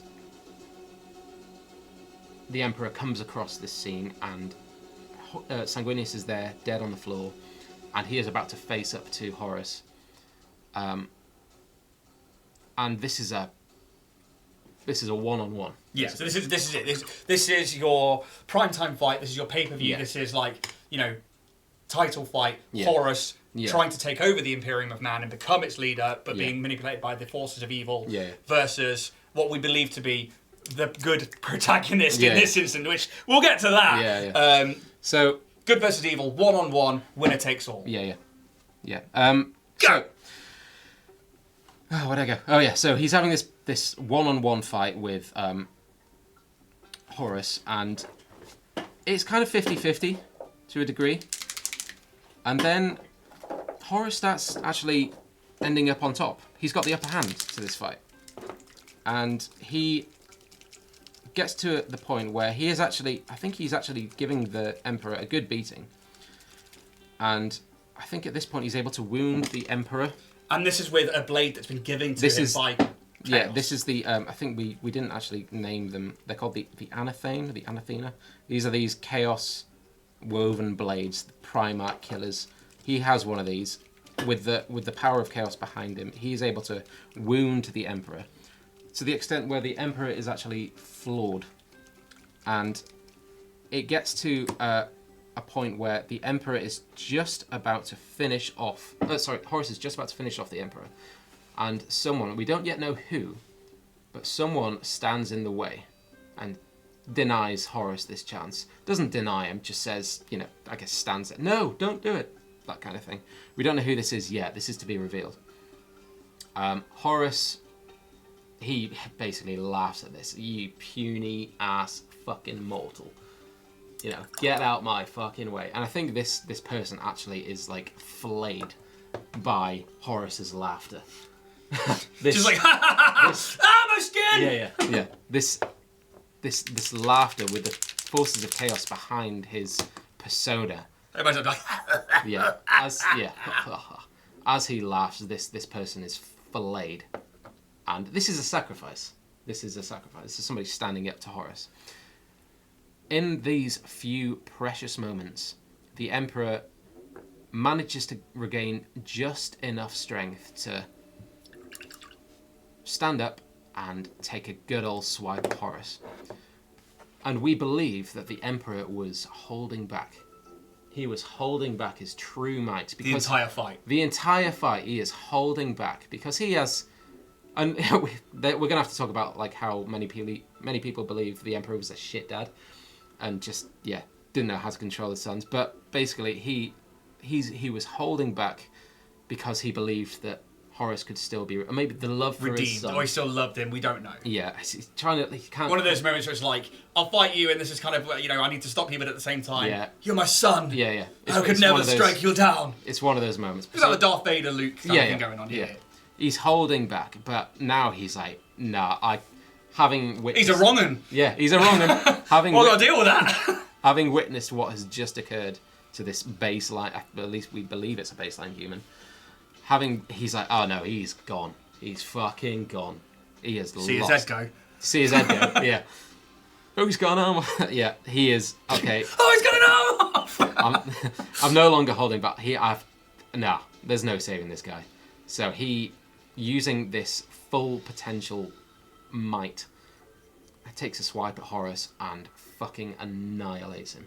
One hit KO. One hit KO. And I think he's able to, he's sort of like, I can't quite remember if it's using his psychic lightning or a means or like a melee weapon. I think it's a bit of both, maybe. Yeah. He floors Horus. He's like, okay, fuck this. The jig's up.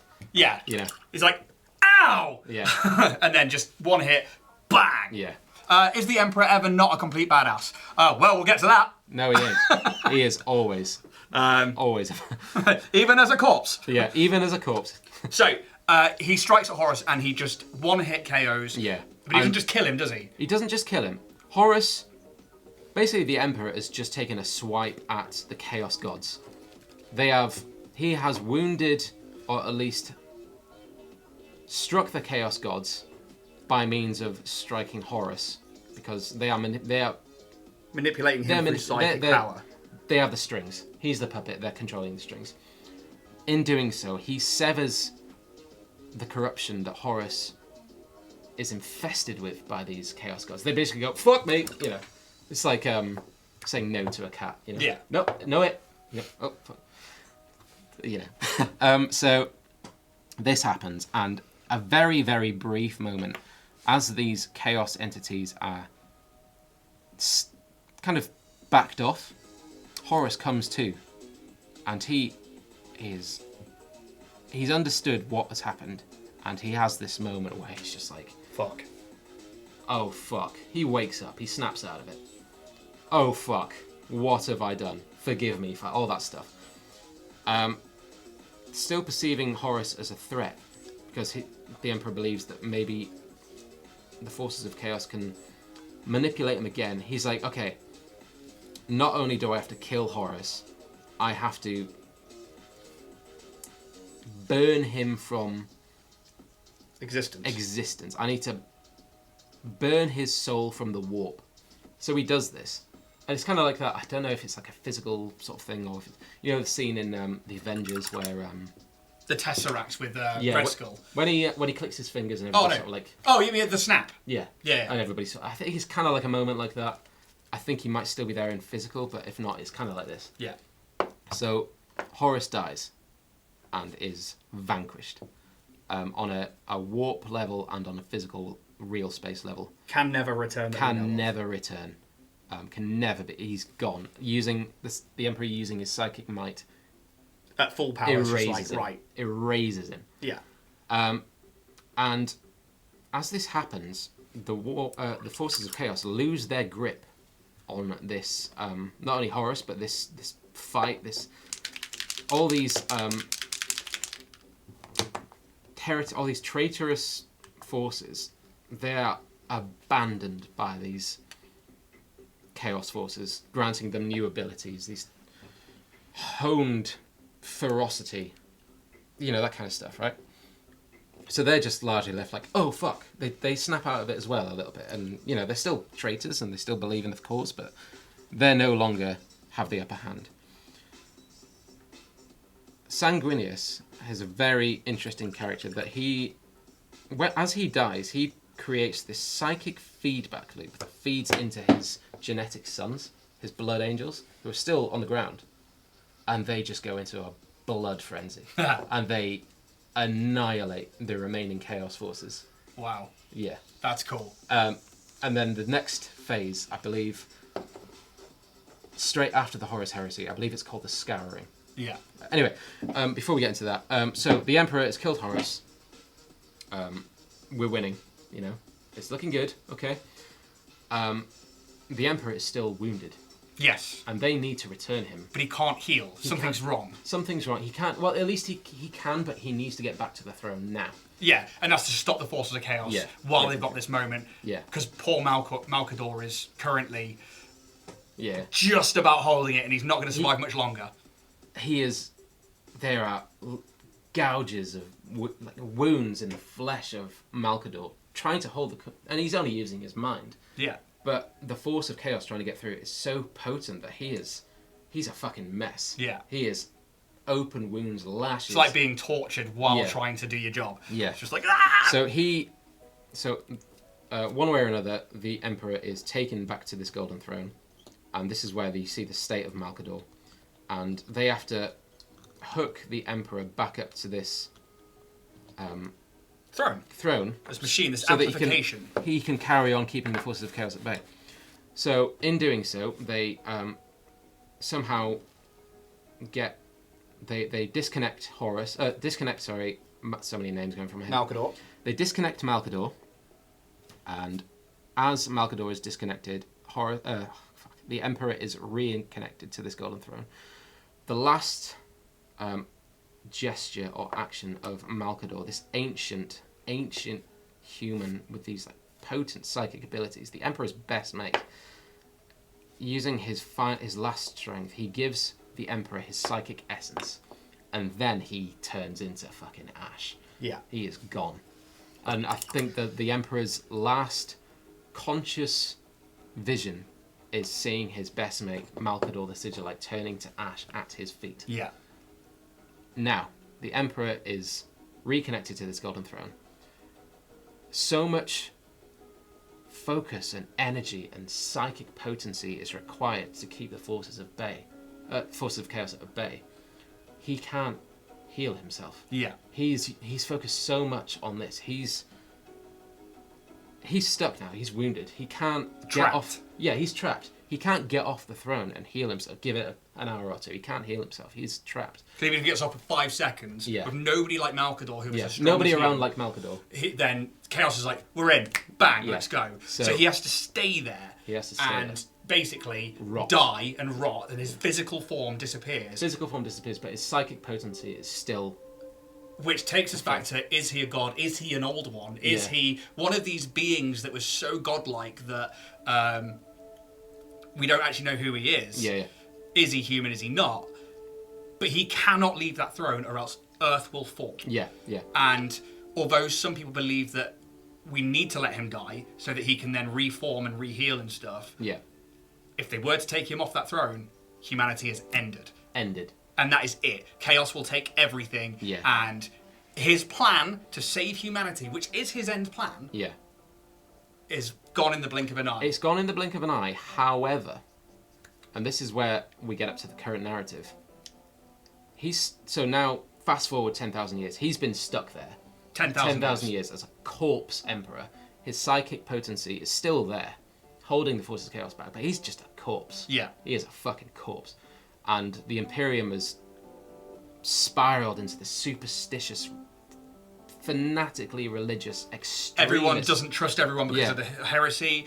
Anybody who's not human because of the Crusades before, you're dead. And the most important thing here, whereas the Emperor was trying to eradicate religion, now that... is a full-blown religion. Because people praying to him amplifies his psychic power. So just as negative emotions feed these warp-like entities, and then you have the gods of chaos, which is like the god of rot and decay and entropy and rebirth, all that stuff. This is where we start getting into the question of like, what is faith? And in the current narrative, because the sort of the zealous religious Imperium worships the Emperor at such a degree, all this emotion is feeding into his psychic being, I guess. Psychic aura. So he is jacked up in the warp, having experienced 10,000 years of worship. This and bearing in mind the Emperor was always against the idea of him being a god. Now that he has 10,000 years worth of faith and emotion and love, he's basically a rival of these chaos gods. And so he is now essentially a god. Yeah, and at least. I think that's probably where we'll leave it today, because I think talking about faith... I will say one more thing. Yeah. So we talked about the Emperor's plan being destroyed. Yeah. Current narratives, what's his plan B? And we'll leave it there. Yeah. Because I think that is where we can still talk about the Emperor and his plan and how that fits into the current narrative and the current state of affair with the additions and like playing the miniature game. And obviously they've just released the Heresy series minis and stuff like that. And I guess I'll get you to talk about those in the meantime. I'll quickly show off what I've been painting and go to where you are. We've been mostly talking, and that's absolutely that's the whole point of this show. Last week. But no, thank you, because I've learnt loads today that I didn't know before. I've carried on with Mr. Pink over here, or Mrs. Pink, and cool, let's see if we can get you to focus. Come on. Do you need more light on you? So I've carried on with my Tower Ethereal, and I really want to add some pink to that. Focus up, please. And I've added some glow to like the sigils. Oh man, really good that that's not focusing. It's the whole point of this whole. Oh, there you go. Oh, yeah. Somewhat working. So I've been carrying on with that, and I've been working on the Tower Ethereal. That is cool. What about yourself? I love the eyes, man. Me? I haven't really made much, but I might as well just go to the other camera, to be honest, for yours. Yeah. I've actually managed to dry brush everything I need to initially, so everything is at least white. If I got that one there, let's actually adjust this one. Cold coffee. Whoop, that way. Whoop, whoop, whoop. So yeah, I've got everything dry brushed at least. I can now start giving it a wash. So yeah. So, and you've been going through the slapdash effect, haven't you? Yes, slapdash, slap chop. I'm not sure. It's a pretty straightforward, easy means of getting. Yeah. Detail. And let's face it, we're just painting minis while we talk about the lore. Yeah. It's kind of like, it's not like we're not going to be teaching you guys how to paint because we ain't there yet. Yeah. However, that's just what we've been up to drawing this, and I'm really looking. I've made a little bit of progress, but I think I've been. It's going to be a series thing. Yeah. It's. I've largely been distracted by vomiting lore. And that's kind of what we want. So yeah, I think that next week we'll talk about that Plan B, and we'll talk about. Further reading suggestions on what was discussed today. I can recommend a couple of, if you want to go more in depth in terms of lore. I think we put the links up last week. Yeah, I'll put them up again.